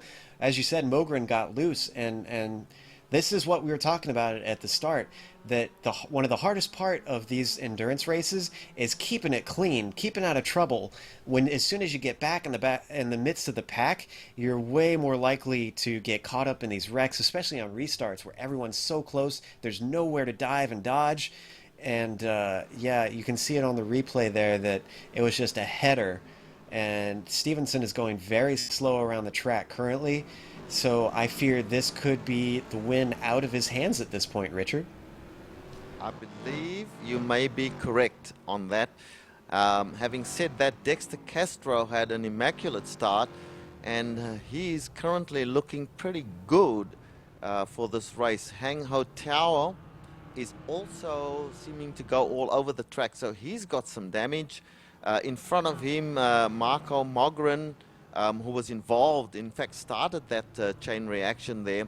He's going sideways as well, so a bunch of cars in ST really, really damaged. I'm just checking Stefan Morien. He looks like his car is straight. William Randleman, who was keeping to the outside in that melee, his car looks okay as well. So guys, it's all changed up now. Arthur Chan, who I thought was the car involved in the accident, that's not the case. Arthur's car is straight as well. So I'm afraid that some of the top names, particularly in ST, they may have troubles getting to the end of this race in a good position, Joe. Yeah, and you're seeing a replay of Travis Mim and Hang Ho Tao got involved in that second accident in the Western Horseshoe. I see in the background that looks like Elliot Huffman got involved in that, and then Marshall. And we're getting information that Steve Browne ran into the back of Elliot Huffman, and that just caused the chain reaction. Marshall Williams also got caught up in that. He's not been having a good day at all, poor guy. So, wow, that was not the most professional of restarts that we've seen in the series before, Ayrton. Yeah, I was definitely just looking at the replay of the ST start, and there was multiple drivers that actually in the rule book of this series, if you pass the car in front of you for position before you get to the line, you're supposed to... Yeah, I'm sorry. We're getting information on that. That was actually changed for this season. As soon as the green falls, you are allowed to race. So there's no more waiting for the line. Everybody just goes as soon as they say go. That caused quite a bit of contention in previous seasons when people were slow on the start and you had nothing to do but to hold up and let everybody else get a run on you from behind. So I think a lot of drivers are really happy to do away with that rule. This is definitely shaking things up, except up at the front, at least in ST. Stefan Morin and Dexter Castro are still 1-2. Stefan definitely still a threat. Really, I have not seen him doing this well before, and he's good on him for being that far up. Meanwhile, in the GS class, it looks like Randolph has knows his way around the front of the pack, Ayrton. Yeah, I've seen Randolph in quite a few events. Definitely some big ones like the Neo event at VIR that happened recently a few months ago, and I believe he started in he was competing with Dan Rash for that one, but he's definitely a top contender in the Mustang and iRacing, and all these guys are very good top contenders, so I'm really interested to see if Dan can even make it into the top 5 with the competition here. Definitely the top 4 or 5 guys are all really competitive and won't be wanting to give up that position. And we have about 45 minutes left to go in the race, so there's still quite a bit of time. Dan, in only the half a lap that he had, managed to work his way up to 10th, so 3 cars in under a lap is really good stuff. And he's actually got Steve Browne, the Season 2 winner, right in front of him. And Steve is looking a little worse for the wear. We mentioned earlier that he ran into Elliot Huffman. That might hurt his top speed. I mean, Ayrton, I know these cars aren't that aerodynamic, but do you think he's going to be suffering around the oval? No, I don't think too much. I think the real problem is if you get suspension damage, then when the car doesn't want to turn properly, that is where you lose a lot of speed in these cars. So very much powerful cars and really good on the gas there. But let's see, looking around them, though, we do have, who is that, Andre Trego, one of the guys who used to be very much up at the front fighting with Trace McRae, but hasn't quite been up there since. I think he's got a podium or 2 in Season 3, but has struggled to really make an impression lately. Ahead of him, we've got Alexis Molina, who's currently sitting 7th. Alexis is not doing too bad. That's about a typical position for him. One thing worth mentioning, English is not Alexis's native language. In fact, he's still learning. And in fact, I think this is his 3rd season, if I'm correct. So for him to have gone from knowing, very little English to working his way towards what he is at now, which is he can hold a pretty good conversation on the forums from what I've seen. I have to give my hats off. I don't think I could try and run a series in Spanish and try to pay attention to the marshals and hear what's going on, all the while trying to focus on racing these huge cars. Guys, I'll just break in here. I'm watching James Stevenson at the moment. He came out of the pits and he's been struggling to get his car around.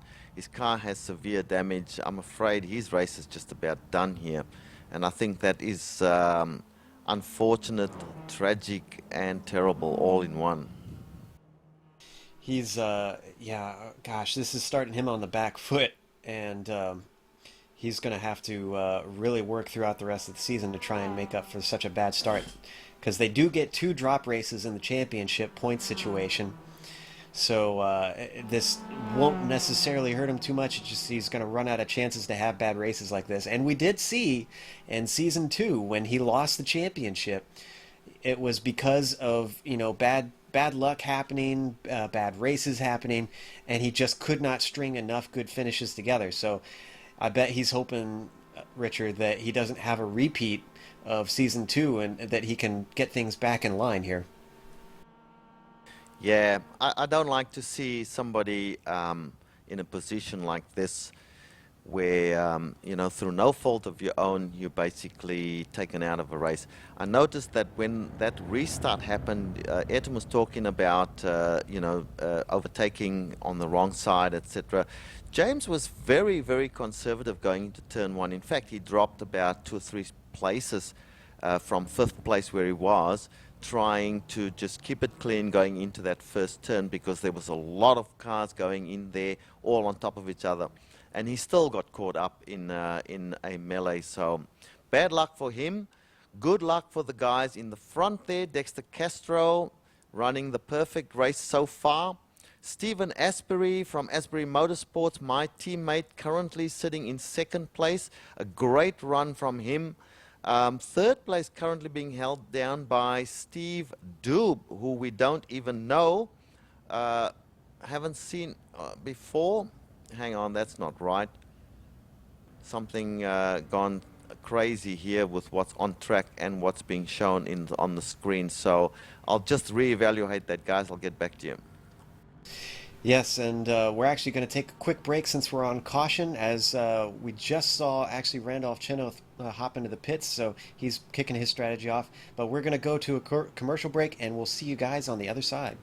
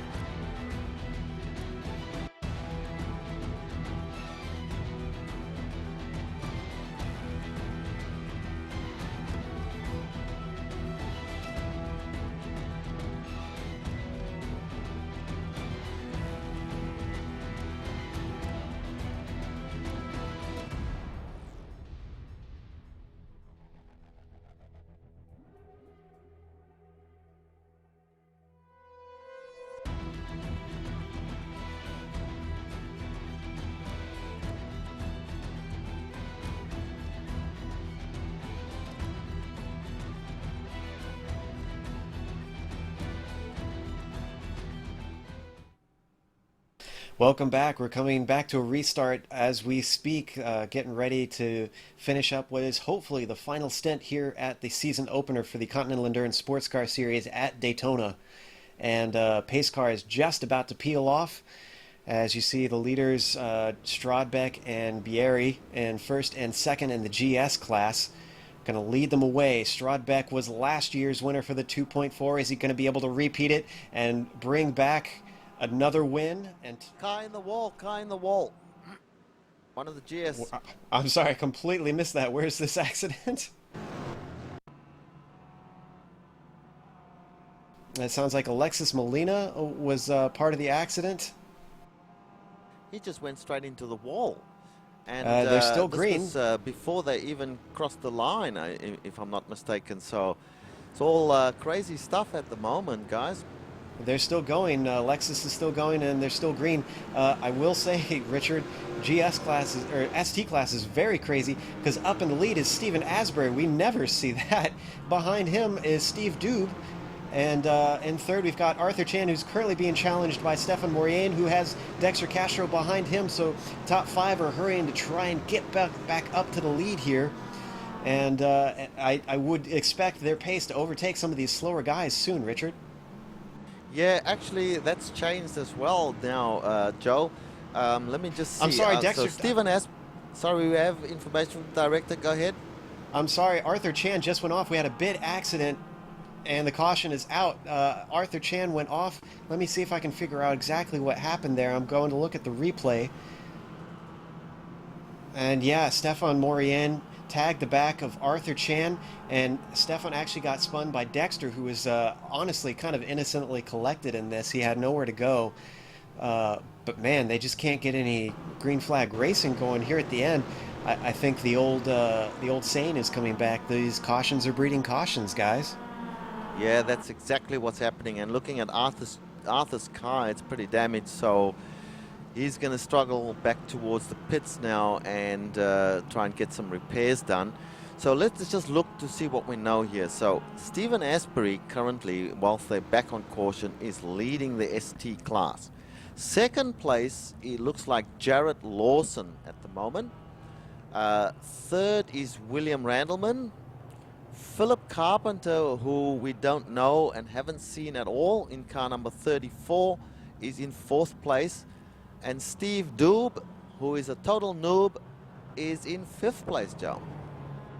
All names that we are not used to seeing up front. This is really weird stuff, and we could see a completely new winner here in the ST class because I mean, after Dexter getting involved in that, he could have a bit of damage. He's actually currently down in sixth from what I'm seeing.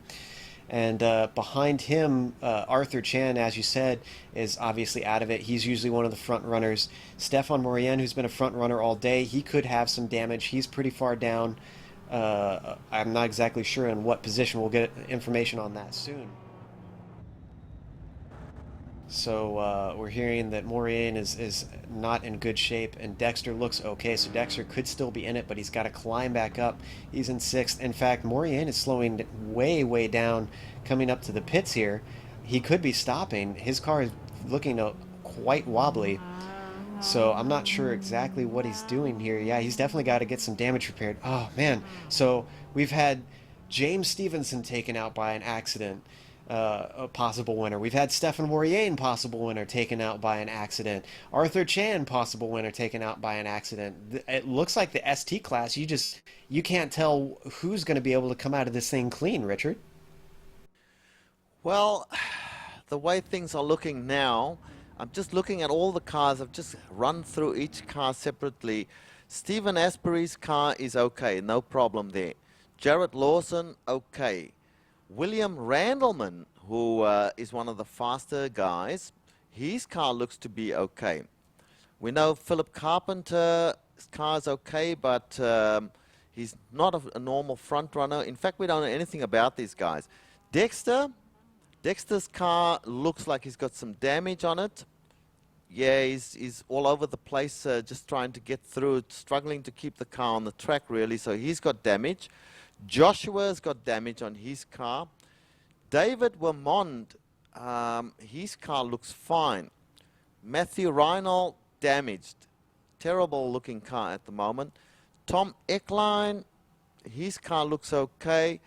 I won't go any further than that, but certainly most of the top runners have damage, and some of the lesser knowns, their cars seem to be okay. So this might be a race where some of the lesser known guys battle it out for the win, Joe.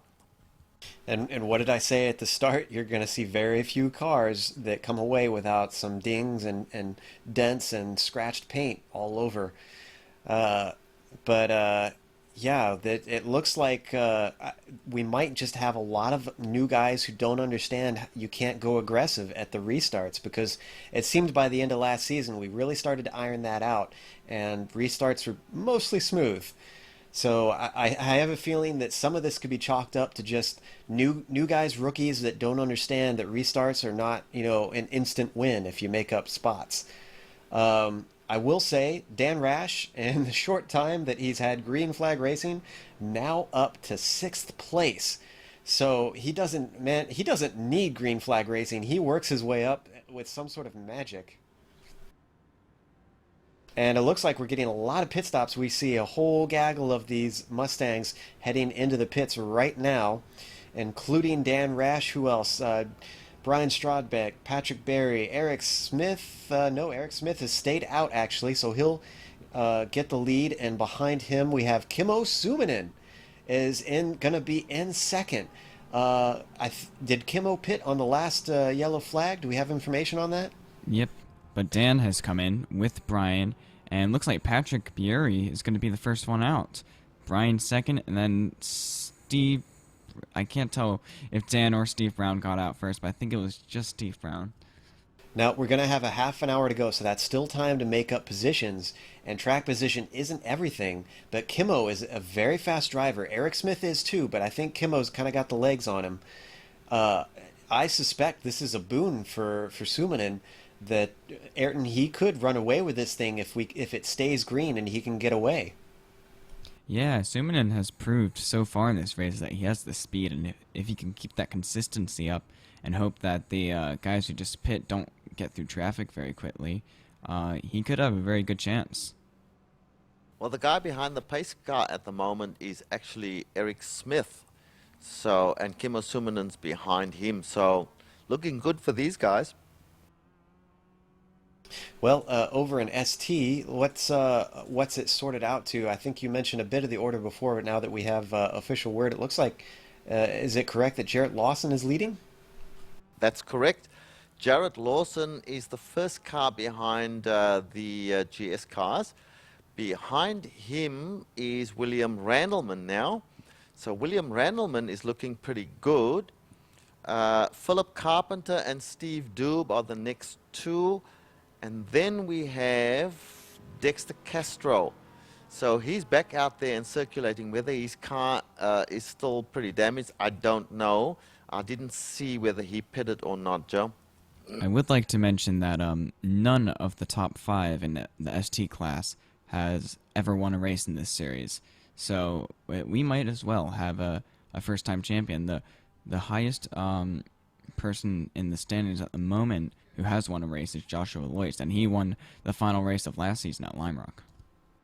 You're exactly right, and Dexter's had a long time coming. He had some opportunities last season, including at Laguna Seca, where he infamously threw it away at the end of the race coming through turn 6 and handed it over to James Stevenson.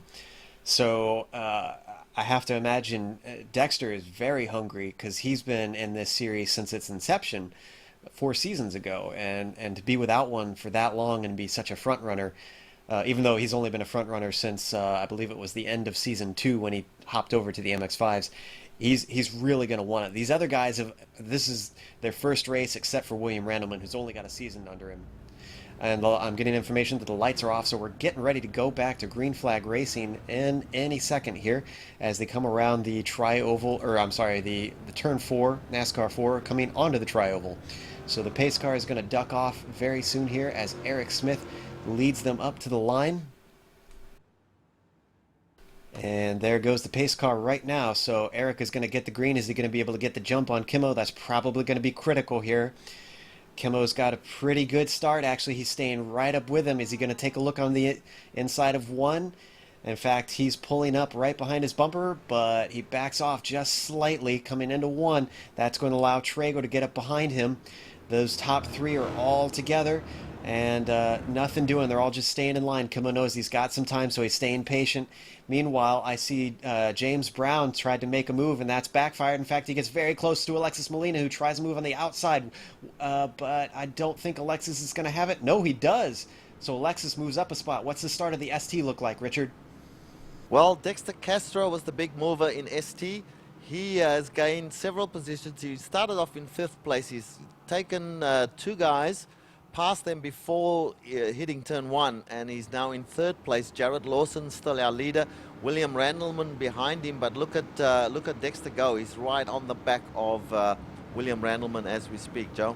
He tries to send one up the inside. In fact, he manages to do it. He shakes Randleman out of it and steals the position after braking. That's impressive stuff. Really good move from Dexter. Now he's got to try and hunt down Lawson, Richard. That's right, and his car doesn't seem as if it's 100%, but he's certainly making good use of what he's got there, Joe. These cars, I know, are a little more dependent on their aerodynamics. So if his front, I couldn't quite see if his front was damaged at all, but if it is, he's going to have a hard time staying ahead of these guys once he gets into 1st. But right now, he's continuing to hunt down Lawson in 1st. With Dexter in 2nd. He's got a good draft. He's pulling up to him. He's going to have to be very brave. In fact, he takes a look to the inside. Lawson holds to the middle of the track, but now he moves back to the racing line. Dexter is way far on the inside. He's braking very, very late. His car slides into position. He somehow manages to hold it and just absolutely storms into 1st place. Dexter Castro is on a barn burner this time, Richard. That is correct, and his car, even though it's got some damage, it seems to be manageable. Jared Lawson's coming back at him now on the outside as they go around the oval section. Jared Lawson makes the move on him, but he is on the outside. Let's see what happens here, Joe, because they're getting into turn 1. And I'm sorry to interrupt, but we've got a half spin from Eric Smith. He has hit the inside wall of turn 1. He's given up 1st place. Kimmo Suominen has taken over 1st. Back to you, Richard. Yes, and just getting back to the battle here, Dexter, Joshua Lloyds, Jared Lawson. No, Dexter is out in front. Jared Lawson follows him into turn 1, so Jared has taken a conservative entry into turn 1 there. Joshua Lloyd's in 3rd place, and William Randleman shuffled back to 4th place, Joe. Well, Josh has done a really good job to get himself back up there after some early problems under caution. His front end is definitely looking a little worse for the wear, but 4th place is nothing, or I'm sorry, is he in 3rd place? 3rd place is nothing to be ashamed of here. And he could still have a chance if he plays his cards right, if he can keep in that draft. You know, these draft battles can go down to the last lap and you can snipe someone. That's probably going to be his only hope, Richard. Yes, but meanwhile, these guys have settled down now. They're racing one behind the other. What's happened in GS? Dan Rash, I notice, is down to 10th place. Wasn't he further up than that on the restart? He was. Ayrton, did you spot exactly what happened with Dan Rash? No, not exactly. I did spot that a lot of drivers on the restart were very aggressive, including Travis Mim and James Browne, making it like 3 wide into the first corner. But up front, with Eric's half spin into turn 1, Kimmo Suominen has got a really large gap to Randolph Chenoweth in 2nd. And Randolph did pit more recently than Kimmo, so he should have fresher tires and might be able to pull him in. But with Dan Rash so far back and all the other guys who pitted recently, like Brian Strodbeck and Russell Clayson really far back, I'm not sure if they might have a chance with only 20 minutes left of this race. Dan Rash meantime, pushing we've got very hard into turn 1 here right now and takes 2 cars, 3 cars into the turn. Does he touch? Who's in front of him there? I'm sorry, we've got an accident in 1, and that was James Browne, and we've got a caution. Oh, no. That was actually extremely close for Dan Rash. He was coming up behind Steve Browne and just about touched him. He was sideways and trying so hard to slow the car down. I'm trying to see exactly what happened as we got the replay on James Browne here. Well, Dan did really well there. He managed to overtake 3 cars before coming in behind Steve into turn 1 there. But it was very, very close. But unfortunately, we have another caution. Okay, so what happened was James Browne half spun, Travis Mim collected him, and then we just had a whole pack of cars come up upon that little group, and it just went from there. So we had a little bit of green racing, but not very long, and it definitely was some exciting stuff at the very least. This is obviously given Kimmo Suonen the lead. Randolph Chenoth has snuck up into second. He actually had a quite good move you saw on your screen on Andre Trego into the bus stop. So good stuff from him. Trego up into third. Glad to see him back up at the front. Alexis Molina in fourth. And then we've got Jason Breifogel, who we haven't seen up at the front in a while. Although I take that back. We did see him take a podium at Lime Rock Park. But in this race, we haven't seen him doing very well. What's the top 5 of ST looking like currently, Richard? Well, ST is being led at the moment by Dexter Castro.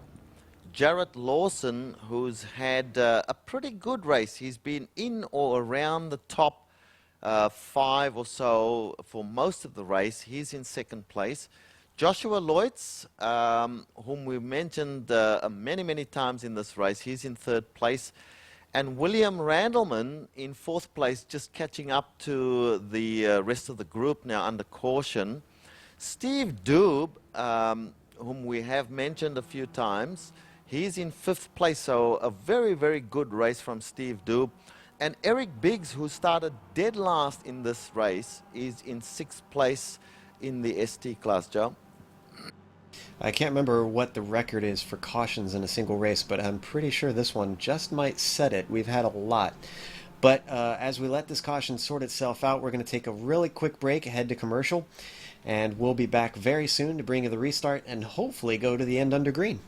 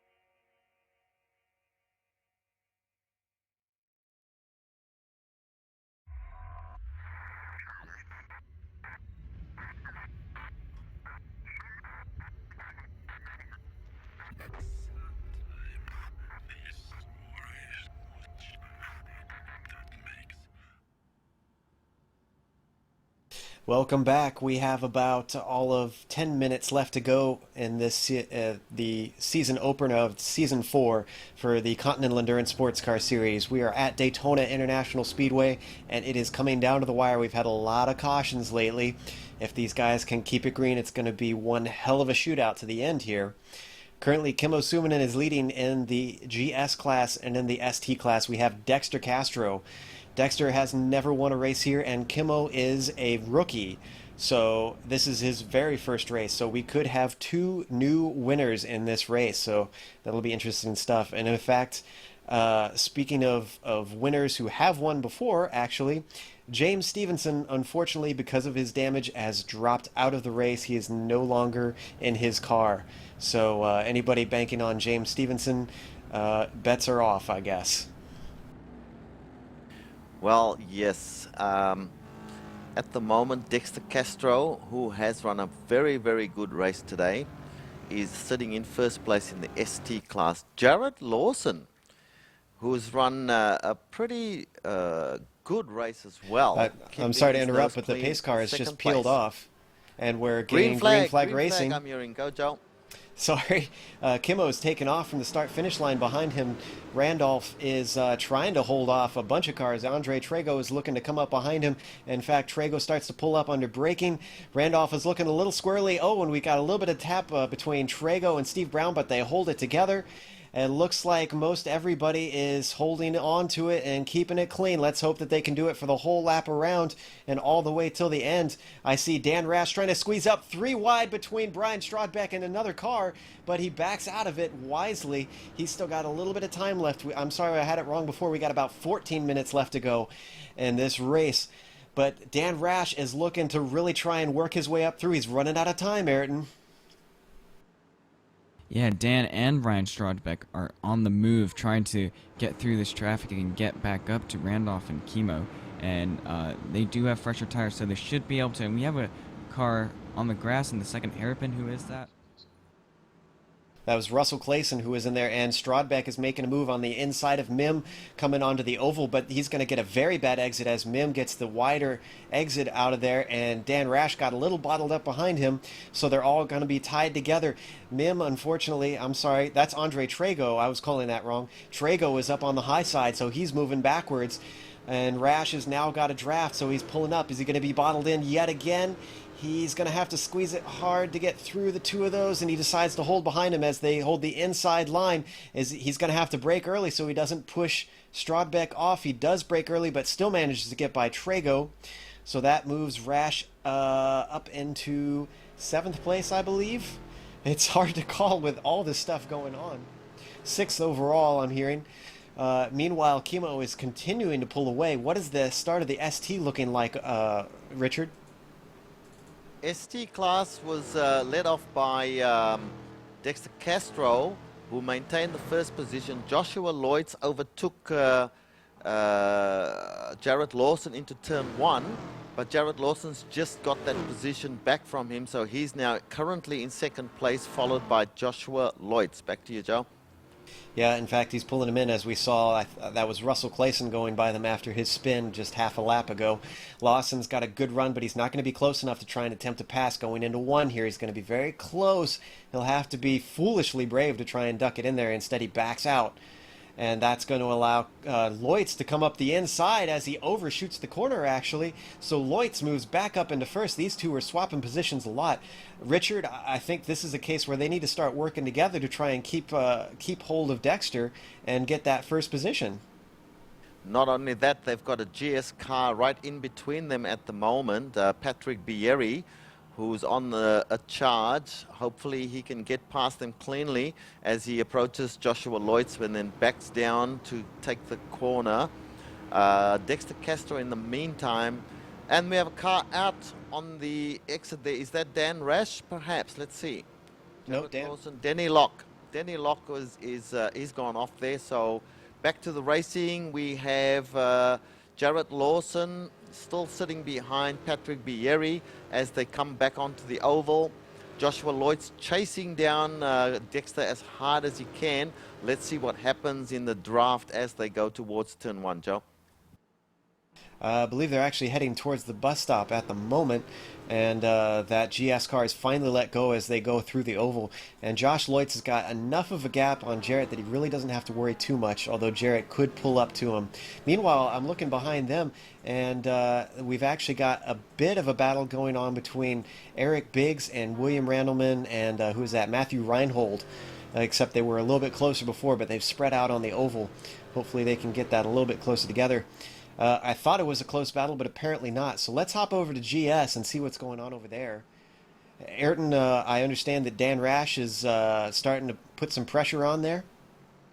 Yeah, I think Dan's just pushing Strodbeck, thinking that he can try to work together with him to catch Steve Browne, Alexis Molina, and the guys up front.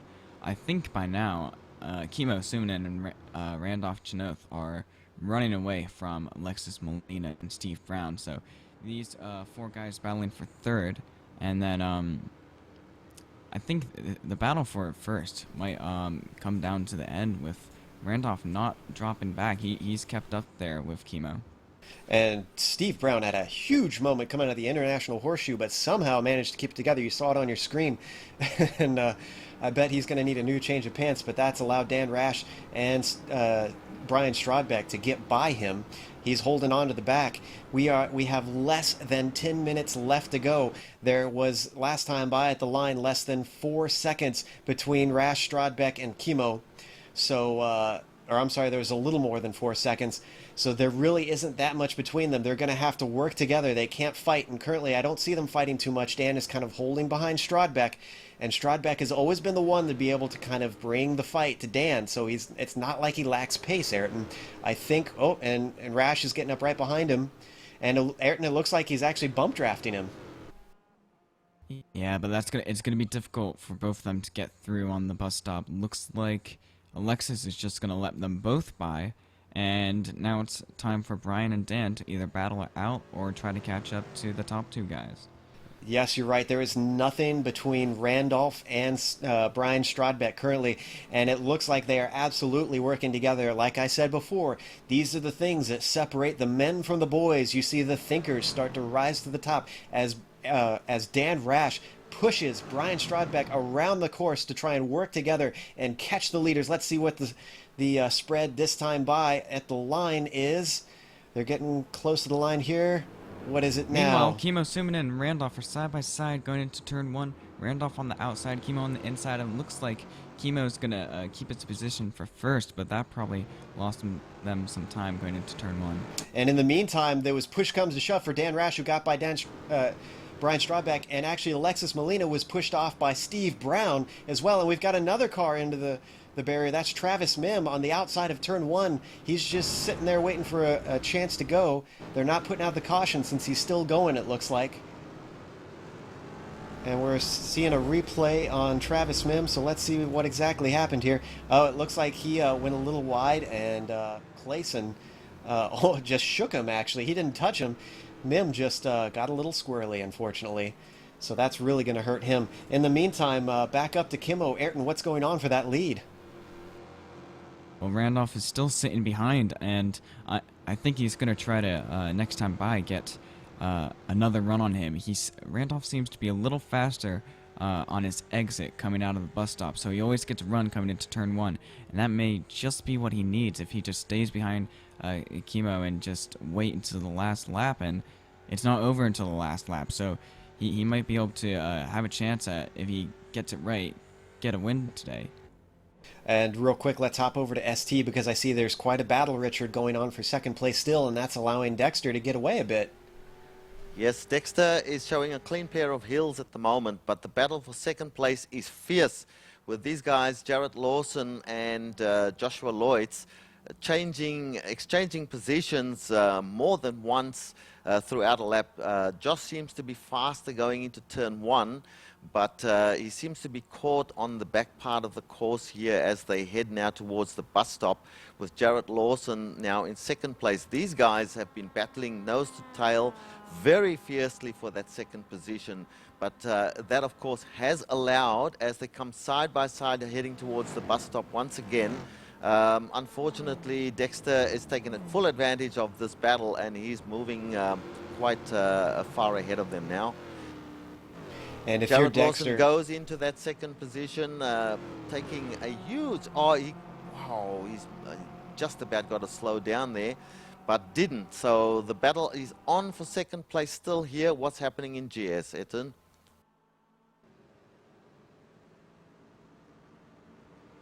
Oh, right, yeah. And, yep, Chemo still has a lead. Randolph did make a mistake in the bus stop and lost a little bit of time to him, but he's still right there. They have an MX-5 between them right now, and Brian seems to now be pushing Dan Rash. And I think those guys just need to work together, try to catch up, and see if they can get them. I think they have a chance at Randolph if Randolph makes more mistakes. But not sure if they might get Chemo unless he makes a huge mistake. Well, meanwhile, back in ST in this battle that Richard was just talking about, William Randleman has thrown his hat into the ring and is trying to take away one of these podium spots from these guys. He wants his first podium in this series, I believe, if I got my stats correct. Josh and Jared are just going at it hammer and tongs, as Richard would say, because there was a huge moment into one where Josh almost lost it going wide.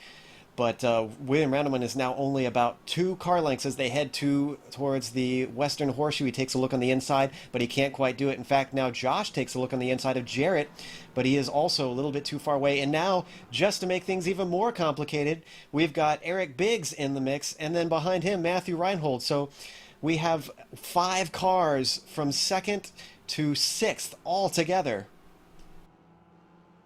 Yeah, that's right. And I got to tell you, to make things more difficult, we've got Denny Locke right in the middle of that in a GS car. So it's all happening, as I like to say. But looks like we've got Jared Lawson just gapping them just a little bit as they head towards the bus stop. Joshua Lloyd has dropped off from him. That's probably due to that GS car being in there. William Randleman behind Joshua, and Eric Biggs catching up to them pretty quickly. So let's see how this all shakes out as the laps wind down. There's not a lot of time left in the race, Joe. Yeah, and if you're Dexter Castro, those minutes are going to seem like hours because it just keeps on ticking by, and he's in the lead. If he can just hold on to it, he's got it in his hands because he has what looks like a 7-second gap between himself and Lawson, which is huge on this track. You can see it's all the way from turn 4 to the tri-oval. And I'm sorry, Jarrett Lawson is heading into the pits. Jarrett Lawson must not have pitted. And William Randleman. And William Randleman into the pits. So they're out of it. With a mere 3 minutes to go, it just shows you how important the pit strategy is. Going really, really wide. That was Eric Biggs that just went really wide there. So he's lost pace there. And what's happening? We've still got Denny Locke here coming up behind Philip Carpenter. Dexter Castro, he must have it in the bag surely now, Joe. And we're getting word that there's a battle going on in GS. From what I understand, it looks like Rash is getting up to Chenoweth. And he is visibly, you can see on the camera, he's right up there. And Strodbeck is still in it too. So once again, the second spot is what's everybody's fighting for as they come around NASCAR 4 onto the front straightaway here. We've got 2.5 minutes left to go, less than 2.5 minutes left to go, as Dan Rash has a huge run on Randolph coming into turn 1. He's going to have to go to the outside. Is he going to be able to pull it off? Turn 1 seems to be what he's known for. He's really squeezing Randolph all the way to the inside, and he actually makes contact. Randolph goes wide, trying to hold onto the car. He moves it into the grass, but he's still holding onto it. Strodbeck gets his hat into the ring. He's on the outside of Rash coming towards the International Horseshoe. Is Rash going to be able to hold him off? They're going into the braking now, and now Rash is pulled ahead of Strodbeck. Incredible stuff, and I don't think that Chenoweth is going to be very happy about that move. That was a little bit naughty there, Ayrton. Well, actually, it was Chenoweth that actually slid out and lost his rear end a little bit, but that was pure racing right there, and I don't think there was really anyone to blame, just really hard racing, and Dan pulled that off really well. And it's not over yet. Strodbeck takes a look in the inside up into the Western Horseshoe. He's got to run, but he's on the wrong side of the track. Dan Rash decides to give it up, though. He's playing it strategy-wise, I think, as he lets Strodbeck by before the oval. And he's going to try and get a run on him. It looks like he's pulling up behind him. Is the draft going to be enough? They're not as effective in these Mustangs, but it's still a huge factor here at Daytona, Ayrton. It looks like he's starting to close on him. We've got 1 minute left to go. Rash is starting to pull up. Kimmo Suominen is still in the lead. Rash is now pushing Strodbeck. He decides not to make a move coming into the bus stop, and he backs off as they come into the braking zone. Chenoweth is still in it. He is still behind the two of these cars. He can still get back up to that second spot. Was there going to be enough time? I think it's going to be very close getting to the line here. Yeah, I think we have a chance at going with 1 lap more to go. So these guys are going to have one more chance, just one more chance at each corner to get a run. And I think, knowing Dan, he's going to wait until the exit of the bus stop on the final lap to get a run. And now Randolph is now going to the outside and trying to pass both of them. And Dan is tucked up behind Strodbeck, so he had nowhere to go. That's going to allow Randolph to get right up beside him. They get very close. In fact, Dan goes very hard under the brakes. He moves Strodbeck on the outside there, and he's got the position, but now he's going to be on the outside of the next corner. Is Strodbeck going to be able to outbrake him? They're going to go 3 wide. No, they aren't. Dan still has it. Coming around the outside, they're still side by side. Strodbeck starts to pull ahead. He really wants that second position. Dan Rash is still beside them. They're going to go side by side through the kink. That's going to give a little bit more of a push to Dan. They're going to probably be neck and neck coming to the Western Horseshoe here, and Chenoweth still throws his hat into it. The inside belongs to Strodbeck coming through the Western Horseshoe, and he's going to hold him off, but Dan is still holding on. He's going to try to have the inside coming into turn 6, coming onto the oval. Is he going to try and outbrake him? Is he going to pull back? No, he tries to outbrake him this time. They touch, and it gets loose for Brian Strodbeck, and he goes way wide, and that means now he's gone back to 4th place, which gives 3rd to Chenoweth. Now 2nd place belongs to Dan Rash. Is he going to be able to hold off Randolph? Is Strodbeck still going to be in this thing? He's quite a ways back. What's happening at ST, Richard? I have no idea. I've been watching this this battle as well. All I can tell you guys is that Dexter Castro is well and truly going into turn 1 there. Chenoweth making a move into the bus stop. And let's get back to the GS, guys. Chenoweth tries to make it too wide, barely squeaking through. That's going to bring Brian Strodbeck back into it. He's going to have a really good run. Is he going to get balked? Yes, he does kind of get balked by Randolph, but he's going to move to the outside. Is this momentum enough? He tucks back in. He decides to work together. They're coming around some ST cars. And meanwhile, Kimmo Suominen is up in front of them. He's getting close to the finish. We're going to make sure that we call him. Strodbeck tries to move to the outside. Who's it going to be? We're going to go to Kimmo for the finish. Kimmo takes the checkered flag for a win. And I'm sorry, Strodbeck has hit Chenoweth, and that's going to move. Oh, I'm sorry. Is that Dan Rash? No, Dan Rash takes 2nd place. Brian Strodbeck takes 3rd, and Chenoweth is into the infield. He is stopped. He's moving down the order, trying to get the car going. Shades of Richard Petty at Daytona years ago, and he pulls it across the line, just inching across. Meanwhile, what's happening in ST? Look, Dexter Castro has won it. They still I believe out, Castro actually, is still going there's for very it. little chance of anyone overtaking Castro as they come towards the bus stop right now. This will be their last lap. In 2nd place, we've got Joshua Lloyds, a long way back. Matthew Reinhold, throughout all the action in GS, has crept into 3rd place, and it looks like Eric Biggs is sitting in 4th place at the moment. However, it must be noted that these guys' race, they're not quite finished yet, Joe. Yes, Dexter seems to have it sewn up. Eric Biggs is going to want that final podium spot in ST. As you said, it is not over yet. They're on the white flag for these cars. And Josh Lloyds is actually, he got a very bad exit out of the bus stop there. They're starting to close on him. It could not be over for 2nd place as Matthew Reinhold closes in. In the meantime, Dexter Castro comes to the line and finally takes his very first CESCS victory, hard-earned and well-earned for Mr. Castro in the 49 Motorsports Look at machine. the second place. Look at the second place, guys. It's Meanwhile, we're going wide, 3 wide. and Eric Biggs has messed it up, so he's out of it. Josh Loitz is going to try and take it. I don't think he quite has enough momentum. It's going to be close. Is that Eric? No, Biggs. that's Matthew Reinhold. Matthew Reinhold takes second. Joshua Loitz takes third. And Eric Biggs gets it turned around, and I think he's got enough time. Yes, he's going to come home fourth. Wow. Yeah, Eric Biggs, in attempting to draft and get the best run possible, he hit the wall and spun his car, and that took him out of it. Josh was under a threat straight from the point they reached onto the oval, or got onto the oval, and to his credit, Matthew Reinhold, with a severely damaged rear end, managed to pass him before the line and get into second place, Joe.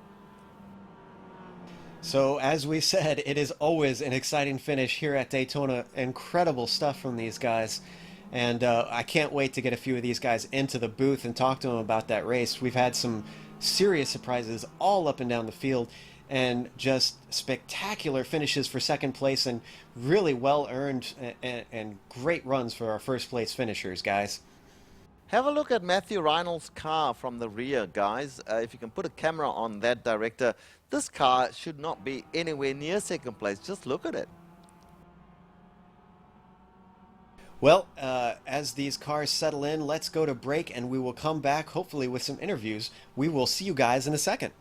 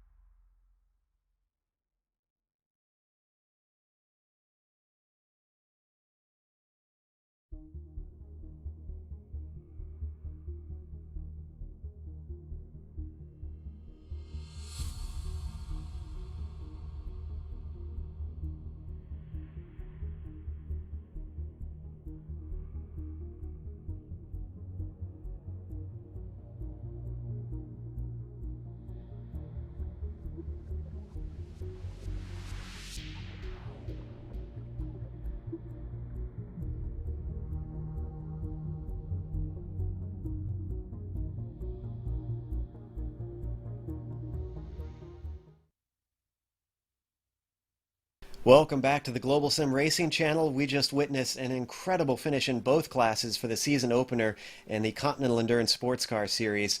And we have in the booth with us Randolph Chinoth. He was in contention for the win and for any of the podium spots for quite a while. And then that chaotic finish happened there, Randolph. What exactly happened in the final corners there? Well, the closing laps, I lost a bit of time on chemo, and I knew Dan and Brian would eventually chase me down. And at the end, I had a run on Dan, and Brian had a run on me. My spotter called me clear, and I was like, well, if I don't go for it, I'll never finish or win anything, so I might as well, and I just bumped myself across his nose. I don't know why the spotter called me clear. I was nowhere close, actually. Well, that explains it then. We saw it happen, and we weren't sure exactly who was at fault there. Up until the end, it seemed like you were very much in it for a possible win, especially with this being your first CESCS race. What are your impressions, and do you think maybe you can come back 2 weeks from now and give a go for the top spot at Mosport? I'm certainly going to try my best at Mosport. Mosport's one of my favorite tracks.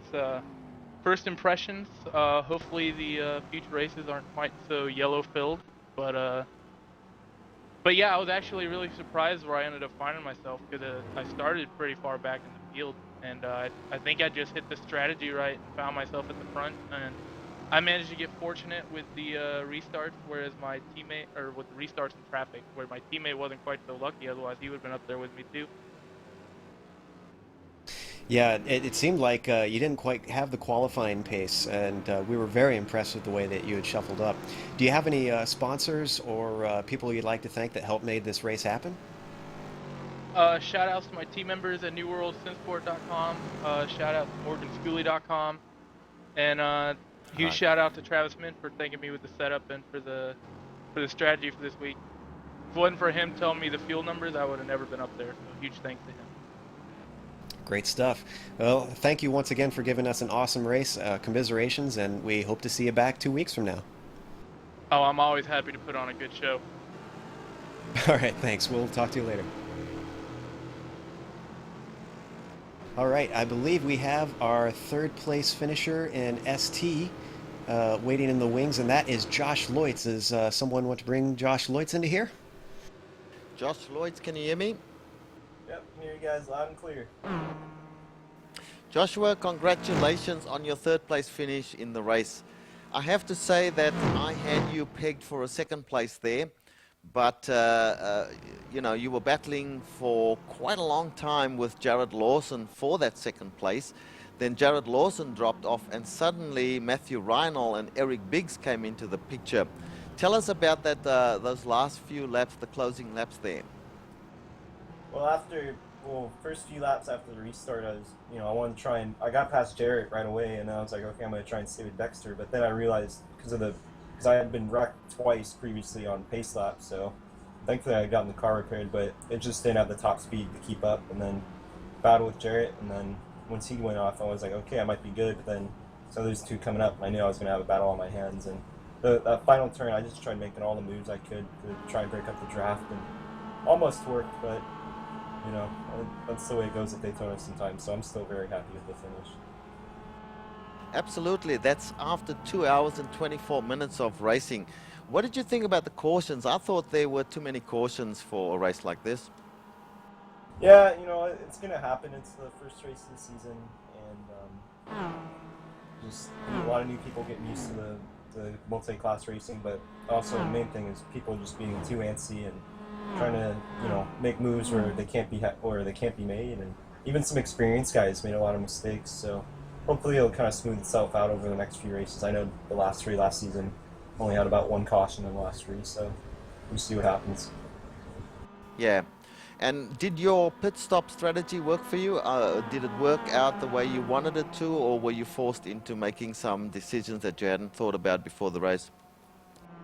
Well, I didn't really have a strategy. I was just gonna just pit when I thought it was good, and of course I had to pit a couple times to repair the optionals, and thankfully since Daytona's so long, I was able to get those covered. But once I saw Dexter pop in at the 50-minute mark, and I knew that was the perfect time to pit, because in 50 minutes. Even if we went the whole green flag way, we'd be good to go. So then after that, I knew I was good to go and just didn't need to pit.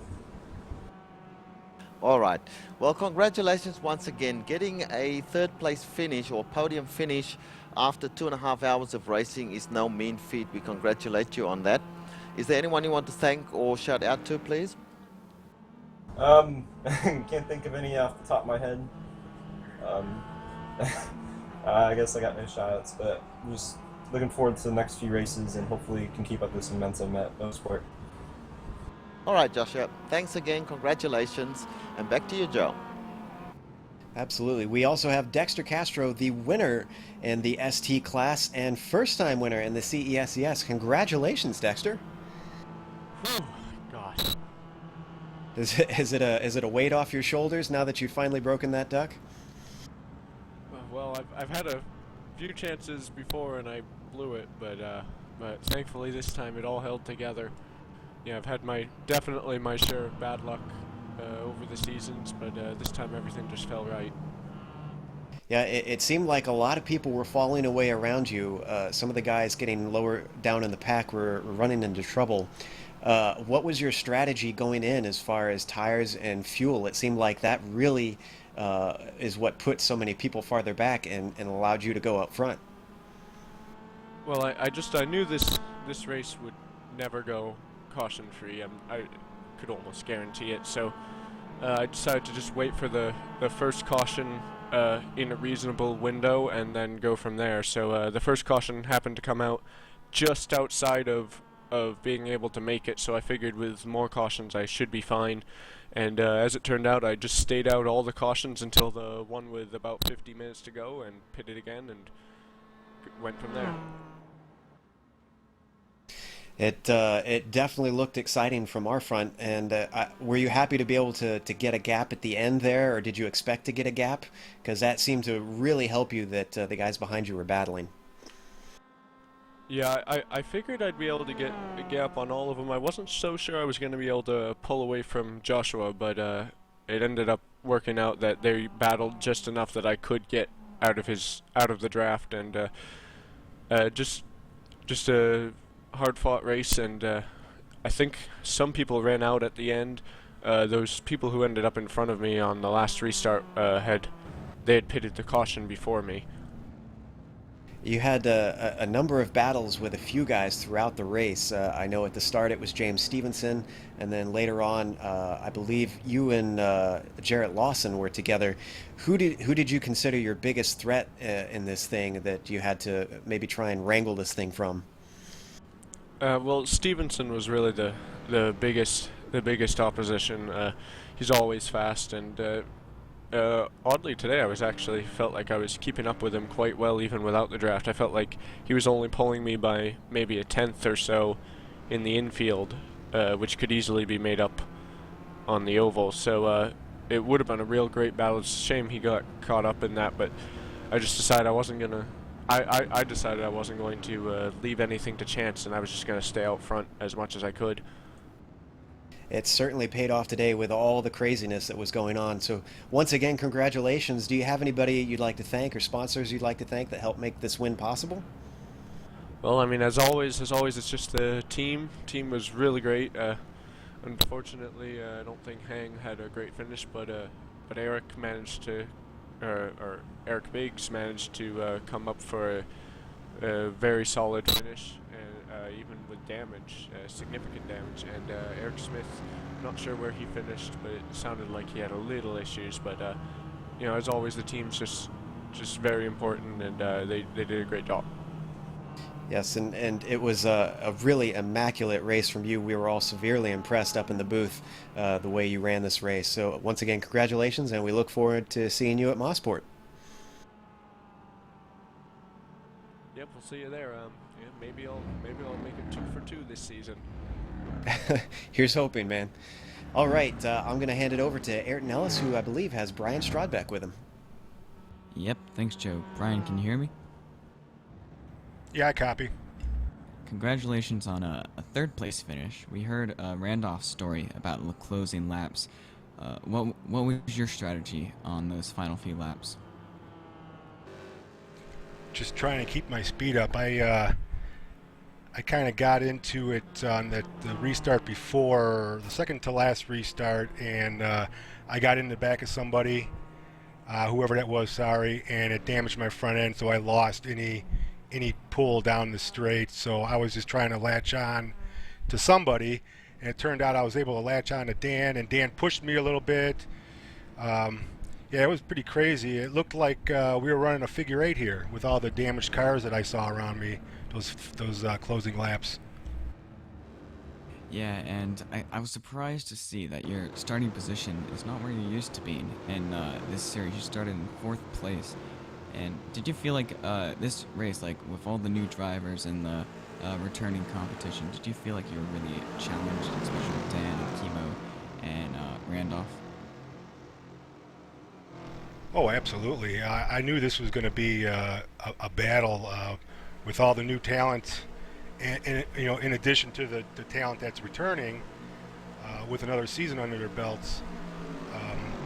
Yeah, I'm pretty good at this track, but it just didn't work out for me. Yeah, and how much did you prepare for this race, knowing that the field was going to be so strong?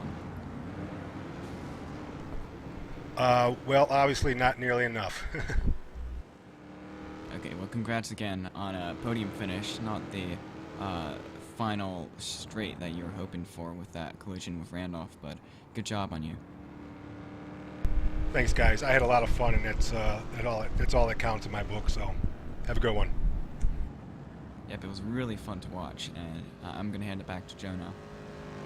And I was watching some of that replay during that interview, and I had no idea that Strodbeck had gotten so loose in turn 1 to try and avoid a wreck. But meanwhile, I do have Dan Rash with me, who is our 2nd place finisher in GS. Dan, can you hear me? Loud and clear, Joe. Dan, that was an absolute thriller at the end there. You guys were just swapping places left and right. It was very hard racing. Were you at all worried of repeating the mistake of last season's 2.4, in which you went a little too hard into the Western Horseshoe? Oddly enough, that was actually a pretty significant danger throughout the race. I had my car pretty dialed in before the new season build launched. And then after the new season launched, I was practicing at Daytona, and the car is quite a bit looser, it felt like, with the same setup. And so I kept tightening it up little by little because I didn't want to go too far because I had such a good handling car. And I kept bringing the brake bias a little bit more forward, to the point where I went from 69% all the way up to 72, I think 72.5. So it was quite a big jump forward. But even then, I found that during qualifying, even that felt a little bit loose. And that's what I ran during the race. And it ended up being so loose that at my first pit stop, I actually went up a half PSI in the front tires to try to remove some of their grip, so that I wouldn't have a repeat of that. Well, we're seeing some of the replay of you guys' battles towards the final laps there.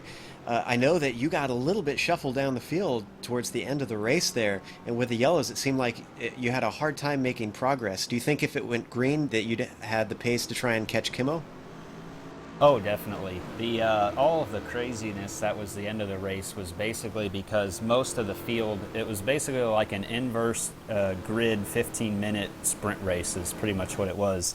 A lot of people took an odd pit strategy, and when the earliest pit window opened up with, I don't know, it was the second to last caution, I think it was, a lot of people didn't take that opportunity, which was kind of odd. Brian and I did, and so I knew that we two were going to be in it for the end. And Kimo put his neck out on the line and stayed out, which paid off for him because he got another yellow, and so he was able to make it to the end. But he was running quite a bit riskier fuel strategy, but it definitely paid off for him. That's what definitely helped him walk away with the win, not to talk anything little of his excellent driving talent. And so we had basically an inverted grid, and Brian and I were going to have to charge through a lot of people, none of which would be able to make it to the end on fuel, except for, I think, Randolph.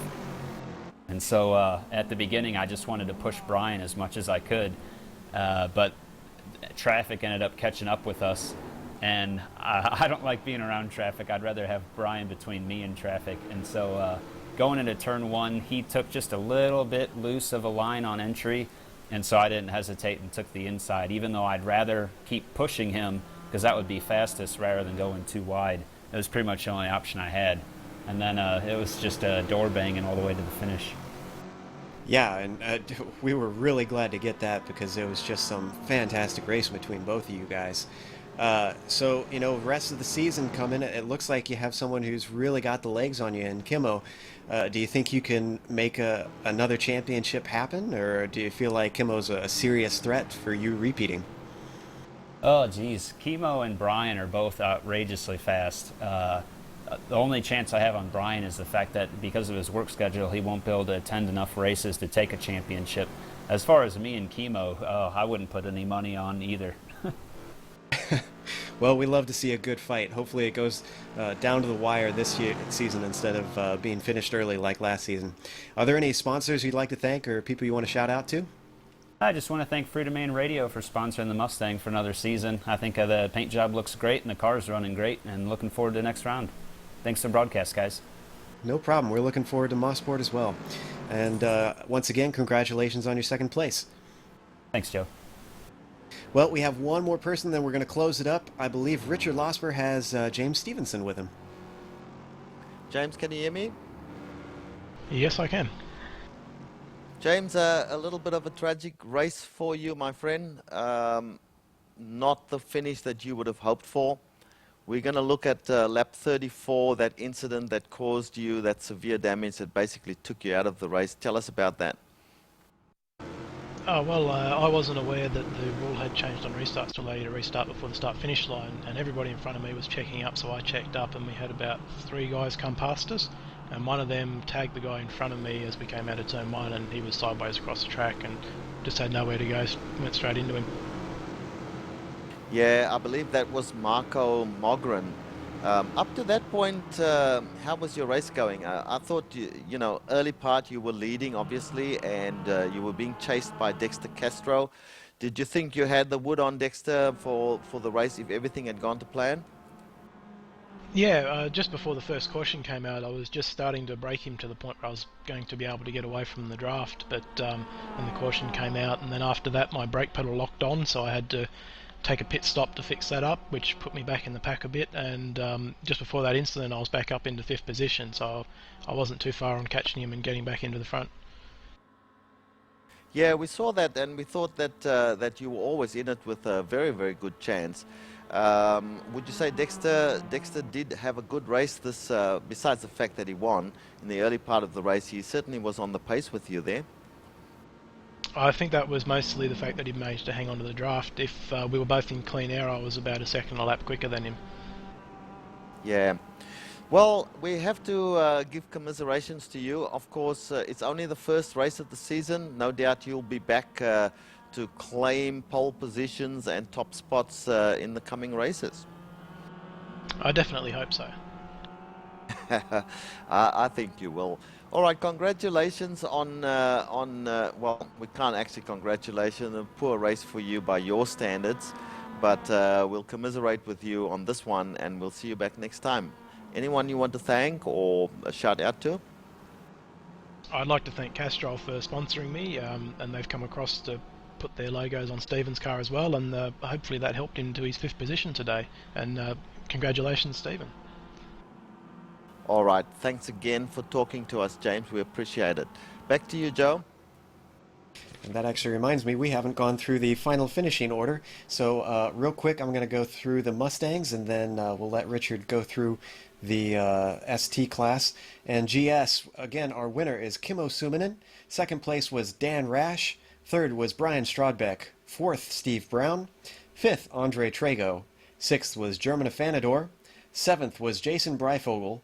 8th was Russell Clayson, 9th was Elliot Huffman, 10th was Alexis Molina, and 11th it's Randolph Chenoth, then 12th was Patrick Bieri, 13th was Shane Fries, then in 14th we have Jimmy Jones, 15th was Eric Smith, 16th was Kyle Robinson, and then in 17th is Danny Locke, 18th was Tim Brokaw, 19th was Chad Peterson, then Travis Mim in 20th, 21st was James Browne. And then not finishing, we have Marshall Williams, 17 laps down and 22nd. What's the ST order look like, Richard? Yeah, we have our winner of the 2.4 race today, Dexter Castro. He was followed home by Matthew Reinl. In third place, we had Joshua Leutz. In fourth place, a very good finish for Eric Biggs. In fifth place, Stephen Asbury. In sixth place, we had Steve Doob. In seventh place, we had Tom Ecklein. In eighth place, Jared Lawson, who was pretty much up higher than that before an incident. In ninth place, William Randleman. 10th place was Stephen Morien. In 11th place, Bill Zahn. In 12th place, David Wammond. In 13th place, Philip Carpenter. 14th place brought home by Arthur Chan. 15th place by Wes Eric. In 16th place, after an unfortunate incident, James Stevenson. In 17th place, Marco Mogren, followed by Hang Ho Tao and Thomas Torp, who they backed out pretty early in the race. We got to give a lot of credit to Stephen Asbury. I don't think we've ever seen him all the way up to a top 5 finish, so that really caught me by surprise. I don't know how I missed that until now. But real quick, let's get our thoughts in. Ayrton, what are your thoughts on the Mustang side and how this race went? Well, I actually think that's one of the most exciting Mustang races I've ever watched. But definitely, I thought it was great that Chemo won. I mean, it's always great to see a rookie come challenge, and it's always like have the same competitors for Mustang. So it's great to see all these new guys coming in, like Randolph, Patrick, Chemo, all challenging Dan and Brian. So that's great to see, and I congratulate Chemo for its win and Dan and Brian for their podium. So it was really exciting to watch for that second place battle in those closing laps. Absolutely. And Richard, what are your thoughts on the ST side? Joe, I thought it was a great race, on both sides. The ST guys there were a lot of fast guys. The draft, of course, is a great equalizer, as we all know, on this track, because even if you're a little bit slower through the infield, you can catch guys on the oval section with the draft. A great race, really. It's exciting to see some of the new talent come through and really put a mark or stamp a claim on the racing here. So it bodes well for the future of this series with some of the new guys coming in here. And I'm looking forward already to Mosport, Joe. I am as well. I think this is going to be a really interesting season like nothing we've ever seen. We want to give some thank yous, obviously. We want to thank Safecraft Racing, who is the official sponsor of the Continental Endurance Sports Car Series.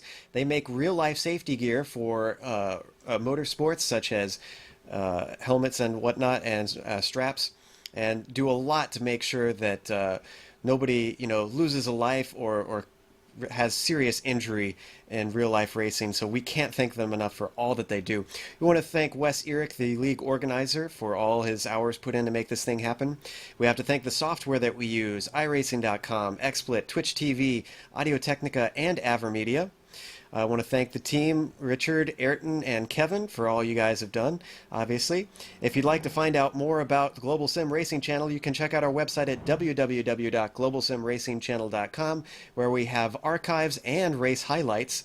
We are also on Twitter at GSR Channel, or Facebook at facebook.com/Global Sim Racing Channel.